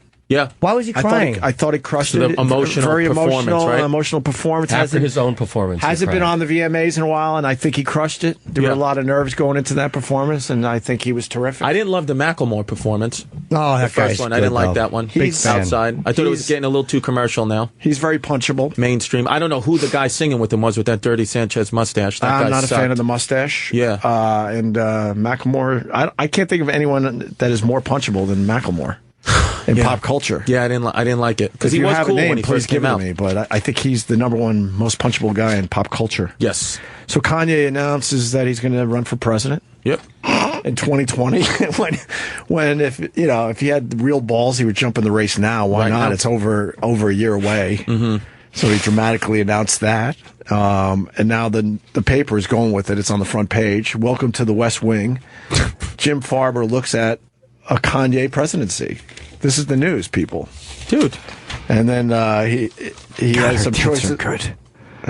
Kim Kardashian's tits are great. They were giant, big, heavy tits. Big titties. You got Rihanna will be the Secretary of State. The Secretary of Energy will be Kim Kardashian, according to this Jim Farber in the Daily News. He's hilarious, this guy. Rihanna. I like the way he said it. Rihanna. He said like a dad. Yes. This is Rihanna. Rihanna, sorry. Yeah. And Secretary of Treasury, Taylor Swift. Interesting. Not bad, right? Not bad. He did a whole article. What is wrong with you? Fucking Do they have? They didn't put the Auschwitz showers on the front of the paper. I think that should have been the front page. Maybe. Yeah. With the misty showers. Yes, that would have got people buying the paper. So, Sometimes when we talk, the feeling's a bit, what? Like, the honesty's too much. right. That's it. That's all you got. Yep. All right. Sometimes when we touch, it just gets stuck in people's heads. Oh. It's an awful song. But you got to sing it like Jonathan, though. Oh, sometimes when we touch, it just gets stuck in your head, though. And the first thing people say, who sings that? Who sings that? Dan Hill. It was Dan Hill. Good job. Huffington Post has an article on the real reason Justin Bieber cried. What was it? I don't know. I didn't read it. Who gives a fuck? I didn't like it. It's all too fake to me. I want to see the song. And like, But the Justin Bieber song? That was a nice ass. Was it a love song? Nice ass. I don't even know what it was. What's the new song? What Do You Mean, I think? Oh, it's a new song? Yeah. I don't want to see it. Fuck him. Why don't we take a break? Yeah, let's do that. I think we have to. Did you see Bieber's new we haircut? have to? No. K+8? Fucking sweet. That was a sweet fucking do. It's a sweet cut. Whose? Justin Bieb's got a new sweet K+8 cut. I think it was fresh. Gorgeous. Fresh. Gorgeous. You have to go clinically. I think they all go a little insane when you're that famous for like a lot of your life. Yeah, that's a good point. When you're that young, like you're 17, 16, that's when you're kind of developing. Yeah, I think you probably do go insane. I don't think that you can sustain. I think if you've been famous more than half your life, especially if you became famous young, you're going to go nuts. And I think he's starting to go nuts. No, Ron Howard's the only one that didn't go nuts. Yep. He's pretty much the only one. You know, it's funny. Wow, good call. Ron Howard. I was watching American Graffiti last night. Mm-hmm. First time in years I've seen it. And at the end, the graphics of what happened to the real people. Yeah. But it's just like really cheap 1973 graphics. Right. Yeah. And wait, so that girl from Jurassic Park, that's Ron Howard's daughter? Yeah. Which girl? Gorgeous. The lead redhead girl? Yeah, she's been acting forever. The new Jurassic World. She is gorgeous. I saw it. Bryce? Yeah. Bryce Howard? Right? Yeah, Yeah. She's a good actress. Beautiful. Wait, who was she? I just saw Jurassic Beautiful. World in 3D. The redhead girl. Yeah, the red hair girl. I didn't see that. Oh, God, she's fucking fantastic. Can I see a picture of what she looks like these She's days? beautiful, man. Holy shit, she's lovely. Yeah. She's really pretty. Oh, yes. She looked better. That doesn't even do it That's justice. not a good shot She of looks her. young and like pudgy. Like in the movie, she kills it. She's really hot. I went by myself. I was walking home and I saw it's an IMAX in 3D, and I was like, I wanted to see it in IMAX 3D. And, Indominus Rex. Ugh. But it was still very well done for like a 3D movie. That's what I wanted to see. I can't believe they didn't have Graphics. Chris Pratt take his shirt off. It's like, why the lead guy why not take his shirt off? No shirtless. You needed that. I thought it would have been nice. Is that who that was? Chris Pratt? That was Chris Pratt, who I really like. I don't know what he's like in person, but he seems like he's a good guy. Do you like or do you like? Do I like? It depends. Dad, you still around? Dad, turn off the radio because I got to talk about Chris Pratt for a minute with the boys. Chris Distefano, I know this. He's going to be at Helium Comedy Club tomorrow night down there in Philly. Might have to grab a couple tickets from you. Please. Thank you. But tell Helium they'll drink a few beers for them. So all right, they'll get their money back. Yeah. Where else are you going to be besides Helium? I'm going to be in Helium tomorrow, and then Thursday I'm going to be at the Frank Banco Ale House Cinema in Bethlehem, Pennsylvania. Okay. Then Friday I'm going to be back in New York at Governor's in Levittown, and then Saturday I'll be in the Flying Monkey in Plymouth, New Hampshire, and Sunday Laugh Boston in Boston, Massachusetts. You like Boston? I love Boston. Love Boston. Love Boston, man. I was thinking the other day, I got to get back up there. Yeah. Just to hang. I'm a little nervous, though. I'm doing that Comics Come Home show November 7th no in the kidding. fucking Boston Garden. So I'm like, oh, shit, I hope. And I'm probably going to have to follow somebody like, huge. Doesn't matter. The crowds are great there. Yeah.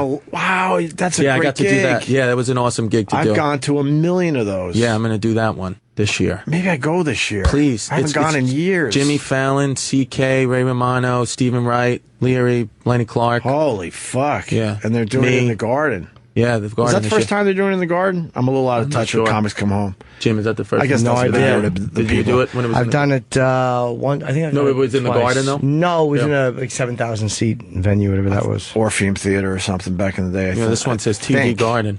Nice. All right. And Jimmy's got gigs all over the place. Yeah, just the oddballs this weekend, and then Caroline, September 17 through 19.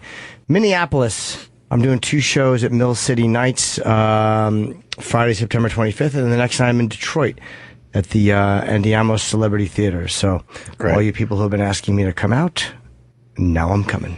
And we also had a great interview with Bruce Dickinson of Iron Maiden yesterday. He had cancer. Oh, wow. He's good now.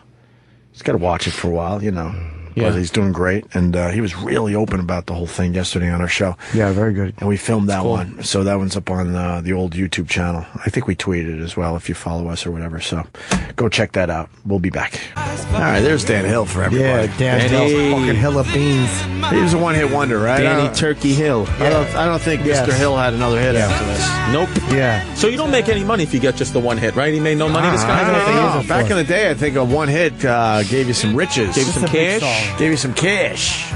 And what's the guy with the giant penis? He looks like Jesus. Wow. Yeah. Christ. Hope he what a wound up beard. the same way. Look at that beard, though. Fucking bird in a cave. There's not a hint of space in there. No, it's a hairy Every 70s follicle beard. has something coming out of it. Oh, yeah. That looks like the type of pussy that Mike would love. Yeah. I called you Mike. Mike, Chris, Jesus. sorry. Jesus. Speaking of, yeah. Yeah, Mike, oh boy. I came back. Wrong guy. If that was a pussy, you would Wrong enjoy guy. that, right? I would love that. You kidding Yeah. me? And I guarantee. And it I, would be more masculine than what he's saying. yeah. And if I closed my eyes and smelled that face, I'd be able to guess that it's Dan Hill. Looks like he's half black, half white. Are we going to have you smelling pussies in here? Sure. All right, listen to the replay. We got a bit. Yep. We finally That's got a good Periscope We're going to bit. do a bit. That's a Periscope bit. That's exactly. that's better than the massage That's a in the elbow. Periscope bit. People like the massage. They liked it, and it's informative. About Right. the hairy pussy. Yes. Up the sides. Where do we Sure. go? Up I the like thighs? a whole bush. You know what's weird about this? You know Yeah. why I think, here's how it is. Here's why I think that I like hairy bush. Little kid, first time I ever saw a vagina in the flesh. Oh, boy. Yeah, accidentally walked into a room and saw one of my aunts naked, full bush. It was like gosh. 1989, yeah. What was your dad doing? Probably Banging jerking the off on these, yeah. Why His did you mom's see her sister. full bush? I mean, I just you just walked in on her. I walked in. And I was what a was little, she doing? I was a helpless kid. I was probably playing my Game Boy or whatever I was doing. Walking in, just sipping. And what'd she say? Nothing. She covered up. Was she coming out of the shower? She covered up, but her pubes were coming through her fingers. It was full. It was full carpet, and I remember it vividly. And no, I just remember seeing the first vagina, getting a little tinkle, and then. Is this your dad's sister? No, this is my mom's sister. Mom's so my dad was sister. my dad probably wanted to know about it. Everybody wants to bang. I'm sure he wanted to bang my mom's sisters. Yeah. That's how my dad was. Yeah, what do you think? Yeah, nice. Yeah, tell me about it. And you like the hair all the way out to the sides? Yeah, I like it. All yeah. the way? Yeah, flaring out. How high up? I never really thought about how high up, but we could show you some pictures. Let's go Okay. to the pictures. Okay, I like a Dan Hill bush. Yeah, A Dan Hill bush. yeah. Like wild, or does it have to be kind of trimmed down a little bit? No, it could be wild. Completely wild. I just was looking at. I was just sitting in Syracuse googling celebrity sex tapes, and I saw Monica something. She's an Italian actress. There you go. There's See, you don't like that? I'd spend some time in there. That's a really hairy one. that's That's a crazy. really hairy. Yeah, that's a lot of hair. My favorite one, nobody liked, and that was too specific for me. That was What a was fetish, right? The one I loved, Bianca Stone. Her name is. She did porn. Can you go find to her? Bianca every once in a while. She had a fucking really hairy pussy. Let's see what you think of Bianca. Okay. It's the greatest pussy I've ever we seen. look at her pictures every once in a while. Bianca Stone. Yeah, triple hairy. Put hairy next to it. Harry? Goose. All right, because there's a few Biancas up there that come up. Oh, boy. Yeah, or just find pictures. You see the pussy better. Yeah, let's go to the pictures. This is for Chris Distefano, who's going to be at Helium Comedy Club in Philly. Her pussy is so awesome. Go to the third. Come to the show tomorrow and show your bush. All right. Wow. Ooh. That goes into almost the asshole. Darkness, my old friend. Yeah. She doesn't play. She doesn't play games. Nice. No, she doesn't. Wow. Go up to the third one. Eric's a bad picture finder. Go down more. Which one? The top one. The third one where her legs are open. You can just over. That's second. No, Yeah. but this is all shaved. No, you could just. I want to see how big a pussy is. Oh, yeah, but we're talking about hairy bushes. Yeah, I right know, now. but I'm just showing the Oh, whole okay, picture. all right. Right. Hairy armpits. She's fucking doesn't play games. She's sexy, man. Yeah, man. I love fucking hair. Hair bush. She's not a handsome woman. Oh, I love Nah, her. she ain't good looking. She's not that handsome. Very beautiful. But I don't like it disagree. in between. Like it's either don't have hair or have a full bush. Oh, really? I don't like a landing strip. I don't like little sprouts. That's my nickname. Little sprouts. Little sprout. Little sprouts coming off. L'_IL sprout. No Girl designs sprout. down there? What? No designs? No, I don't like it. I don't like a design. From now on, could you call me Sprout? Sure, I guess. Sprout. He gets very happy. I want my nickname. Hey, Sprout. Hey, what's up? Crazy right there. Yeah. I'm not on a mic. Oh, you're not on a mic. Opie I and was searching Sprout. for a mic for No, you. I'm not standing by a mic. Okay. But What? look at that picture. Can we talk about the guy? What? It's crazy. What? That the Bush is crazy? It's a very hairy. Ooh, I like her tattoos. Are those rib tattoos? She's awesome, dude. I think she's very pretty. She's a very. I would lovely say, girl. Eric, back in the day when you went to Syracuse, you saw some Bush like that. It was the time. Huh? It was the go-go 90s. Yes. 100%. Mad Bush. That was Mad Bush. Mad Bush. Yeah. Bush is probably healthier too, right? You think girls Why? could put? I don't know. It's like in fighting off, like I don't know. Isn't hair like a protective thing? Yeah. Catches shit, Catches the shit going through. fleas and all that. Yeah. It's like a strainer or something? Yeah, something like that. Oh boy, Kenny has something to say about this. I like a mess down there. You need someplace to rest your head when you're eating her box. Dice days. Dice days. Today's dice days. Thank you. We got a guy with a 19-inch penis. In studio. Boom. Doesn't allow him to work, and he should be classified as disabled. What? His Really? dick head is the head of his cock is 10 inches around. No. Yeah, Jesus. there's a fucking X-ray shot of it. He's a Mexican. Does he have kids? I don't know. I wonder if he can fuck. That's his penis? It's bulging out of his pant leg. Yeah, it's just We'll tweet this out to the people. Jesus. Is that the biggest penis in the world? It's a Guinness book, but Guinness won't do it. Hey, Guinness, you fucking assholes! Why wouldn't you have the world's biggest cock? That's what everybody wants to see. Yeah. We had a guy in studio at NEW. Were you there for that day when he came in with the white stretch pants? And he has a giant penis. I forgot his name. Yeah, I think it's that guy right there. Was he in here for his giant penis, or you just happened to? He was in here for almost something looks else? like Mike Birbiglia. I don't Yeah, know or if that's Paul the guy. Field. He looks like Paul Field. No filter, Paul. Oh wow. 33. How did Guy's you got a lot say of his junk. 33, Anthony. 33. 33. Fucking big His dick. penis has a 10-inch circumference. It's What? too long for him to kneel at church. The Mexican guy? Yeah.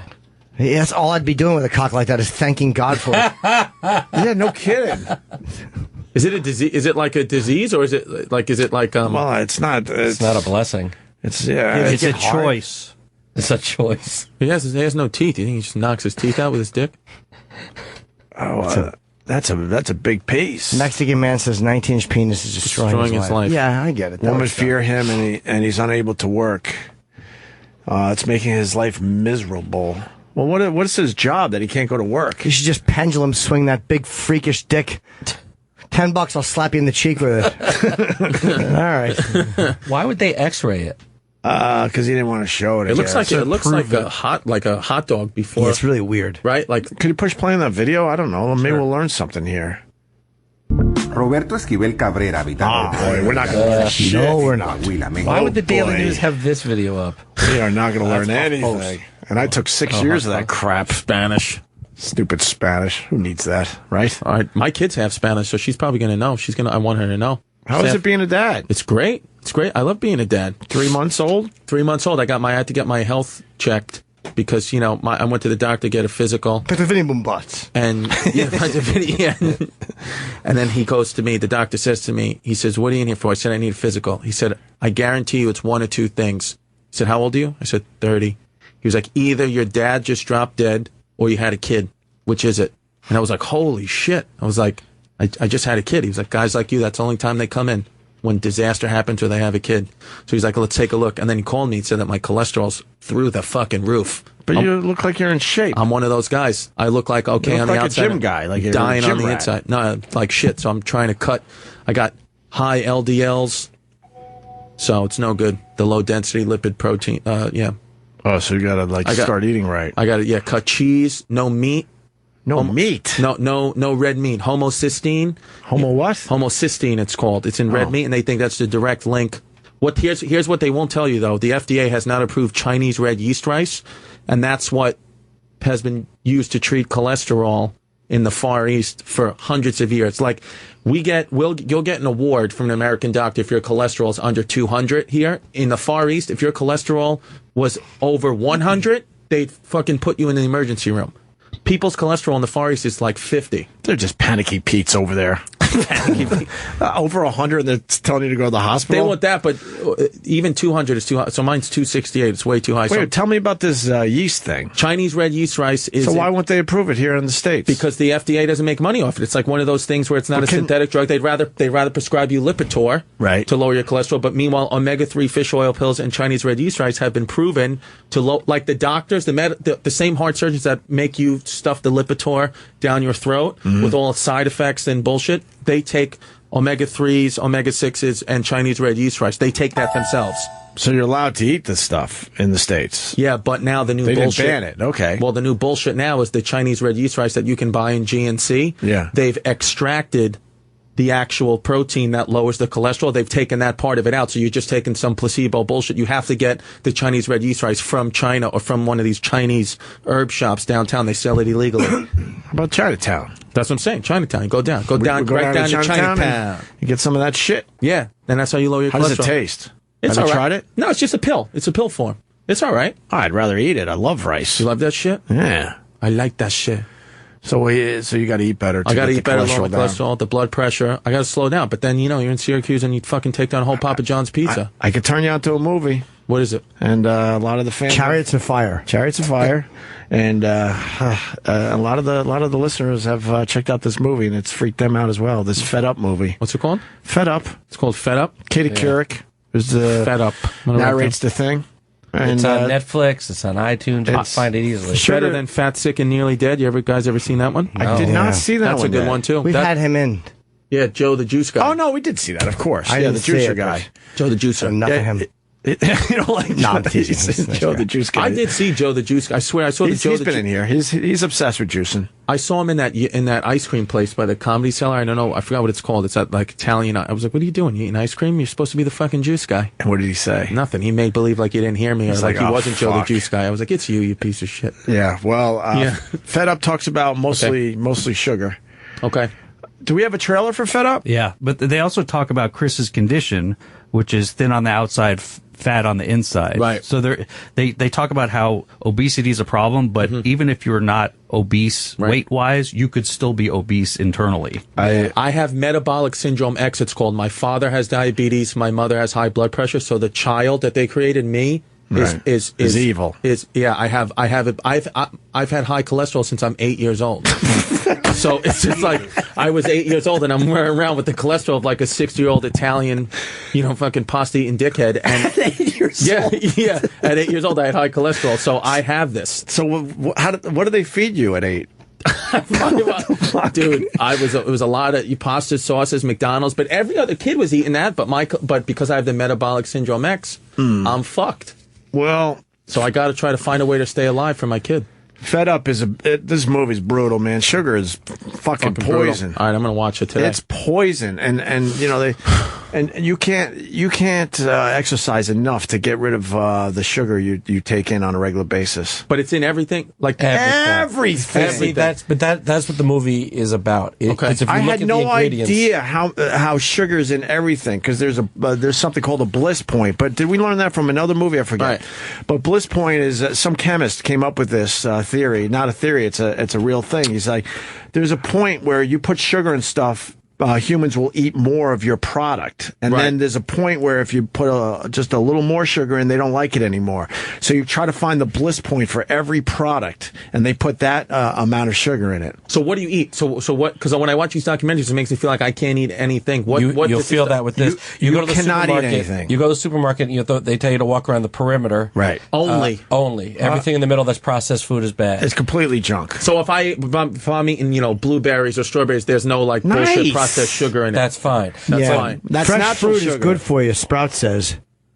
Sprout. Yes, we have Sprout in the studio right now. What about meats? Jimmy left a little while ago. We're talking to Sprout now. That's my new nickname. They say Sprout you can knows a little bit about eating right. You do. Yes, Eric. You can have lean meat. Yeah, Chris was just asking more about it. You can have lean meat and chicken. But they say eat raw, eat in the perimeter. That's the way I fuck. Yeah. Yeah. Is that Sprout or Jimmy? That's Jim. No bag, no nothing. Sprout covers up for safety.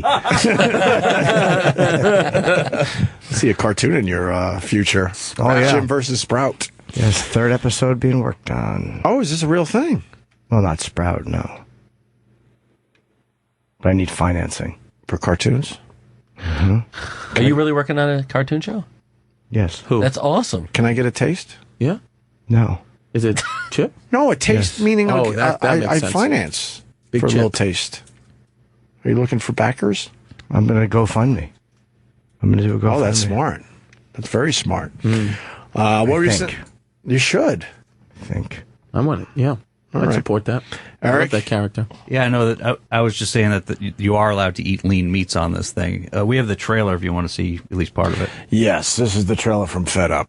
The epidemic here is worse than previously estimated, much worse. They didn't need the dramatic has music. been pushed on us. It's your fault you're fat. Shouldn't be so hard to get them to run around and play, right? They have voracious appetites and they don't exercise enough. It's about how active our kids are. Forget about it. There are 600,000 food items in America. 80% of them have added sugar. Your brain lights up with sugar just like it does with cocaine or heroin. You're going to become an addict. You end up with one of the great public health epidemics of our time. This is the first generation of American children expected to lead shorter lives than their parents. I am 12 years old and my doctors have said that I am a statistic. We're blaming willpower, and it's a crime. Over 95% of all Americans will be overweight or obese in 2 decades. We're toast as a country. Oh, shut up. The sugar industry is extraordinarily powerful. They're in business to make money, not to keep America healthy. What if our whole approach to this epidemic has been dead wrong? Oh, no. The government is subsidizing the obesity epidemic. Oh, To place private profit ahead of public health. Systematic political failure. By 2050, 1 out of every 3 Americans will have diabetes.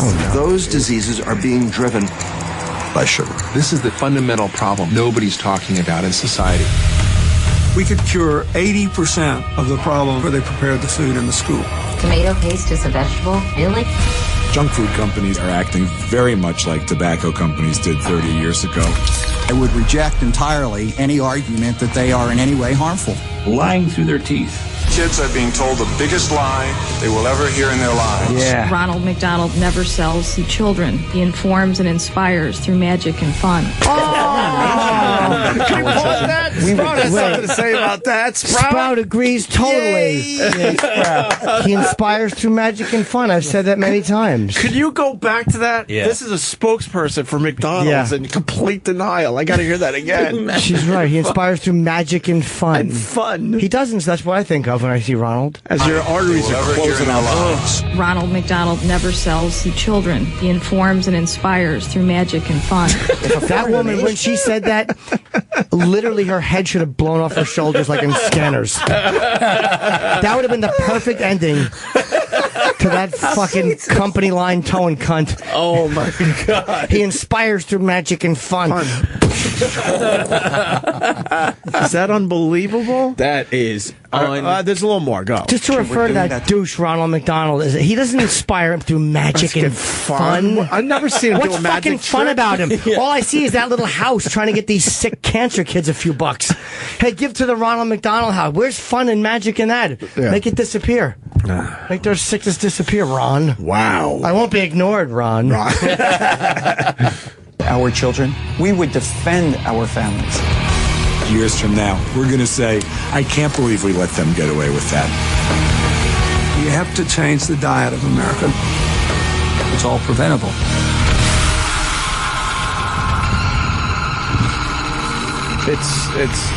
It's unavoidable, though. I mean, I cut my sugar way the fuck down, but it's in everything. And I also drove my family completely nuts, obsessing about sugar, by the way, for the last 2 weeks on vacation. Right. They've had it. They're making whatever. jokes. I'm Yeah. like, oh, is there sugar in that? I'm like, all right. All right. So what have you been eating, though? Like just a lot of... Cum. That's probably got so much sugar in it. Dry oatmeal with fucking... Oatmeal has sugar in it. All oatmeal has sugar in it. Even brown sugar's bad? They say you can eat brown sugar. Any added sugar is bad. Dude, the sugar thing, they come up with fancy names to make it look like you're not really, doing damage or eating the poison. If they tell you there's like 9 grams of sugar in something, then you look down the rest of the list at the other names for sugar, and that's not counting the 9 that they already told you about. So in addition to the 9, there's corn syrup, there's this, there's all this, that. this. Right. So there's a million different names for sugar. 20 grams in there when you think you're only eating 9. I haven't been eating it on my diet. If you don't want to eat sugar, you don't eat sugar. hard. You just got to learn. But yeah, I mean, technically, it's people are responsible for their own fucking health. Yeah, but when it's being advertised as like healthy, like low-fat snacks, granola, this is the... Granola's loaded with sugar? The worst. Yeah.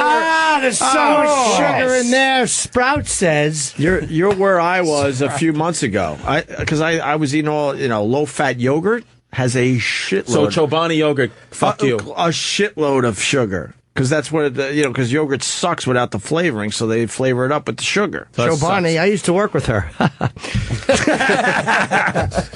But also the movie talks about how 80% of the school districts have some kind of deal with the soda companies, and so or fast food companies, things like that. So they're just feeding your kids shit. There are, and then they were finally able to get the schools to agree to a certain amount of vegetables. I believe that's how it went, right, Eric? Yeah, it was that they capped the calories, and then they said, "All right, but we'll allow like pizza to be a vegetable and French fries to be a vegetable." Ketchup was a vegetable. But that was since my mother told me that in the early '80s that Reagan's administration. That's a long time ago. Well, he took away the school lunch programs, Mr. Reagan. That was one of the things he was slashing budgets left and right, and that was one of them that went. What about just pure fruit? He closed down the mental institutes. Remember the whole throw them in the river from yesterday, Jimmy? Yeah.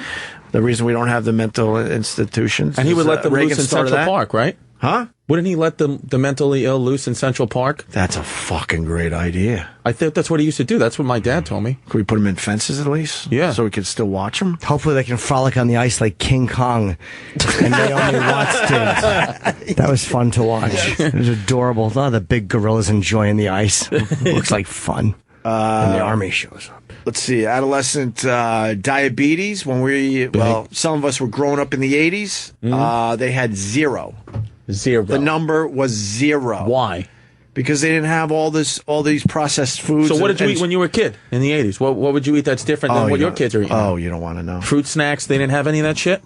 You would just eat regular fruit when you were a kid? Powdered milk. Okay. Margarine and sugar sandwiches.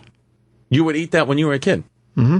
But I thought you just said that there was no adolescent obesity in the 80s. But it wasn't in everything. It was in everything. I wouldn't have margarine and sugar sandwiches every day, but I think it was my grandma thought that was a nice treat for everybody when she was feeding, 20 grandkids. Yeah, fuck it. All of the processed food, when it became like the Wild West and they can do whatever they wanted to do. It was like after our childhood. So the point is, adolescent diabetes in 1980, 0 cases. Jesus. Currently, 57,000? 2010, it was 57,638. And going up every year. So Fed Up freaked me out. But if you just and stay you with follow him on Twitter, it's pretty good follow, actually. So right now you got dry oatmeal with what? What do you Just a got little flavor? nuts, some almonds. And that's good. There's Are no they sugar in regular there. almonds or unsalted? Oh, regular, yeah, fucking. I even soak them because I looked at my what was it, walnuts? One of these nuts, and they had sugar in that. Fuck. No, you got to eat raw, I unsalted. So there's sugar and salt. No, I don't have salt. Okay. No, they're raw, but I had raw almonds, and I think it was almonds, and they even had a little sugar in that.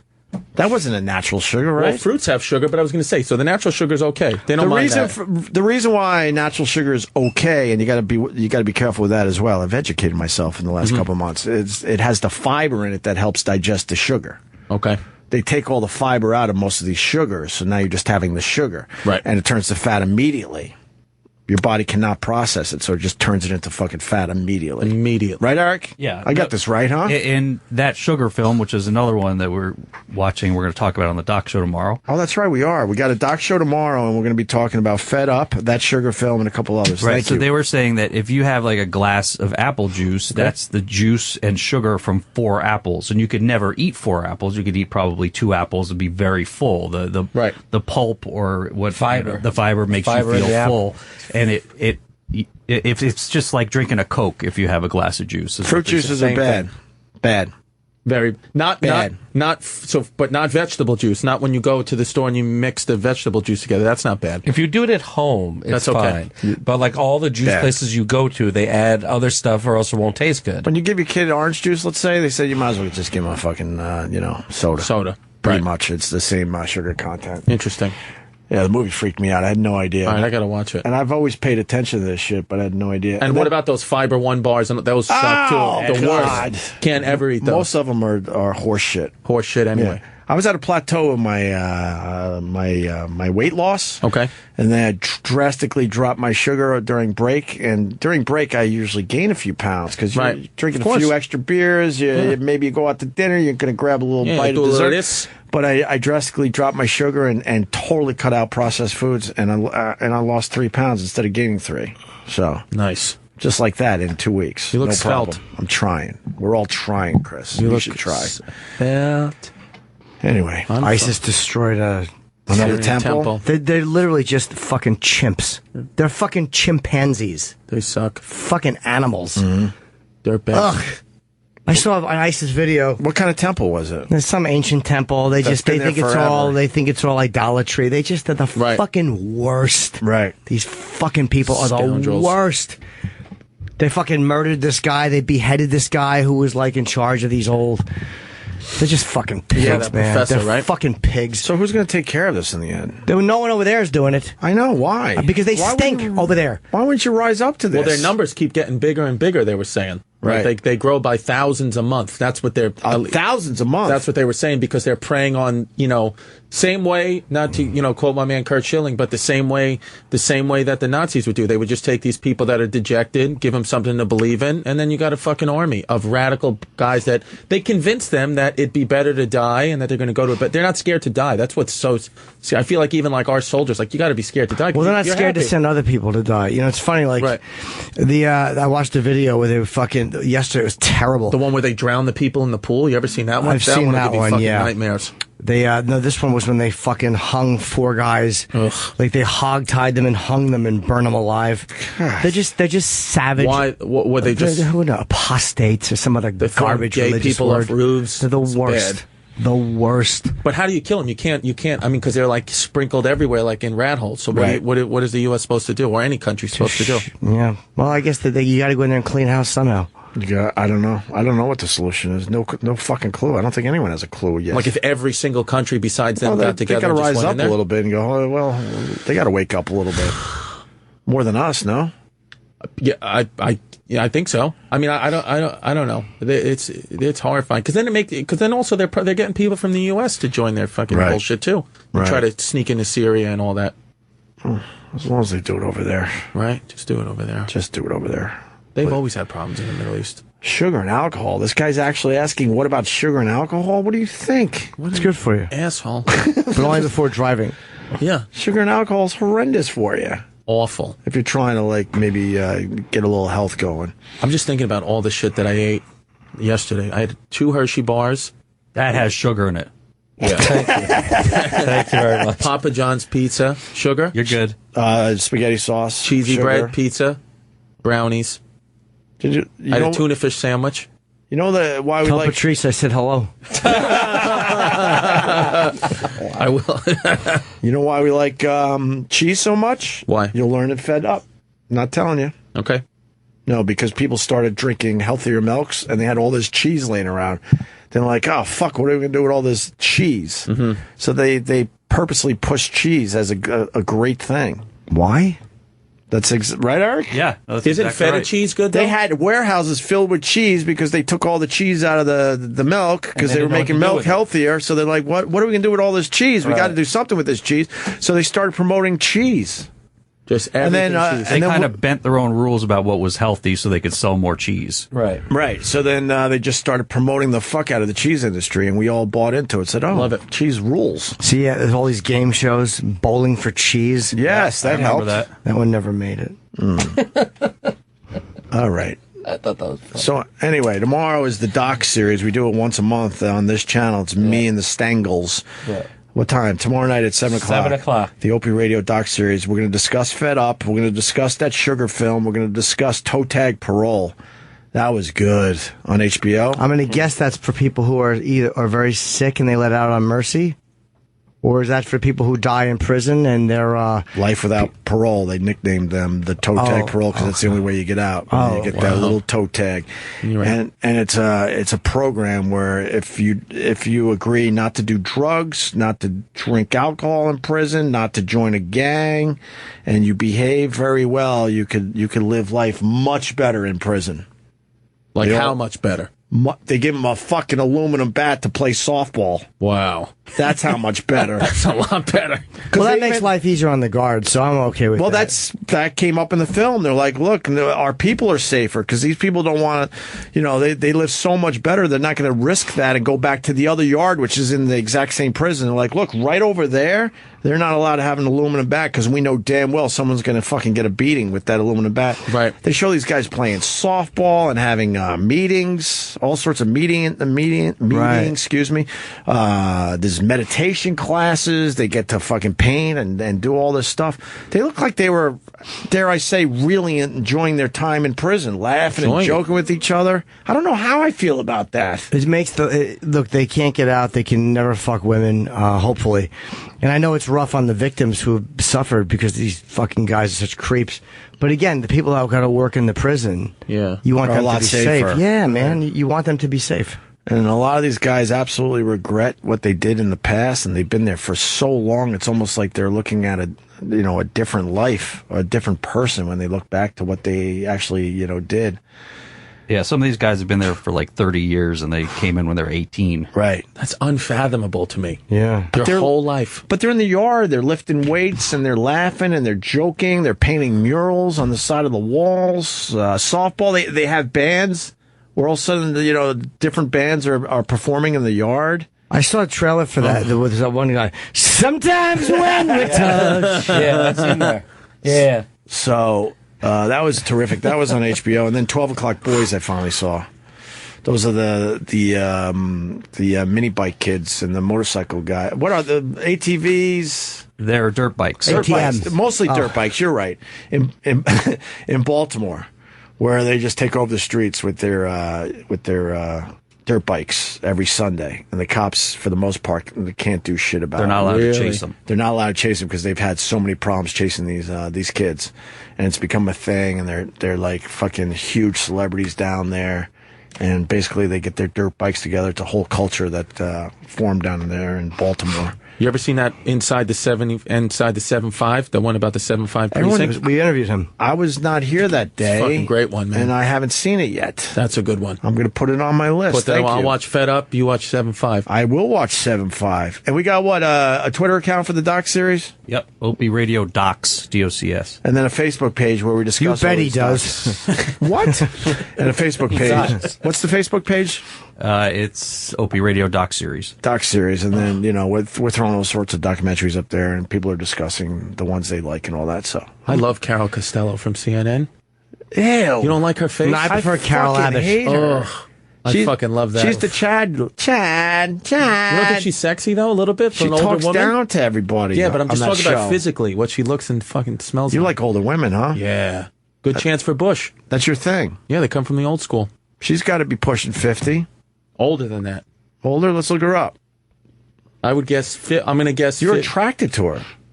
Yeah, it's good. Yeah, comes down to the bush. Look at her.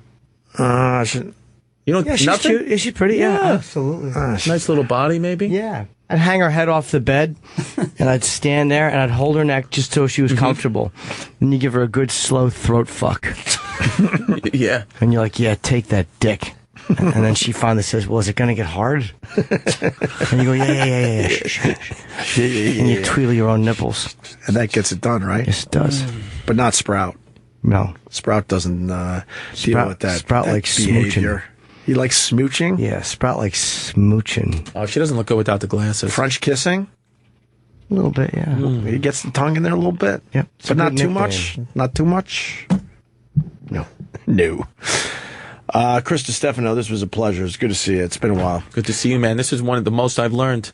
You fucking may have changed my life with the sugar. I seriously could have saved my life coming in here. Do yourself a favor, though. Don't talk to the people close to you because they'll fucking hate you. Yeah, I think people hate me now, my family. All right. I'll keep it between us. I know listeners hate me, but now I'm thinking my family hates me because I talked about the sugar too much. All right. I'll keep it to myself. Hey, how much sugar's in that beer? All right. I was trying to maybe educate you people. I'm trying to just be around for a few more years. I saw this crazy-ass documentary I thought I'd share.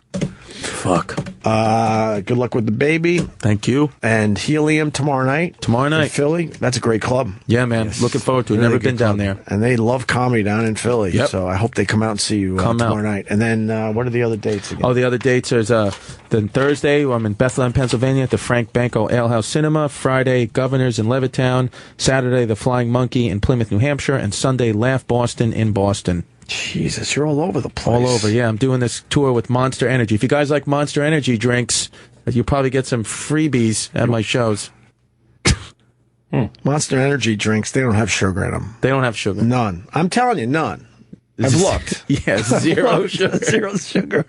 And if it do have sugar, it's brown sugar. It's the good sugar. It's the good sugar. It's the good sugar, right? It's the good sugar. So just come out. Okay. You know. All right. Have a heart attack at one of my shows. Jim Norton, where are you going to be? The Oddball shows this weekend. And then Caroline's September 17th through 19th. And Mill City in Michigan. I'm sorry, Minneapolis. The 25th, I got 2 shows there. And then the 26th, I'm in Andiamo Celebrity Theater in Detroit. And I got Irvine coming up, Albany coming up, Charlotte coming up, Scottsdale coming up. Wow. And a bunch of stuff that has not been announced yet. Wow, you're hitting the road. JimNorton.com for all his dates. So, beautiful. Stick with this channel. At 11 o'clock, it's This Show Accelerated. So it's the whole show in an hour. I listened to it a few times, and it's fucking great. Holy shit. It just gets rid of all the nonsense and the dead spots and just gives you the fucking meat. The nonsense. So that's at 11, and then Sammy's on at noon. And then tonight we got My Wife Hates Me with Rich Voss and Bonnie McFarlane. That's tonight. How's Sam doing? He's doing well. I don't see him anymore. He's doing well. And then, tonight at 7 o'clock, Rich Voss and Bonnie. Check that out if you have not yet done so. And we'll see you tomorrow.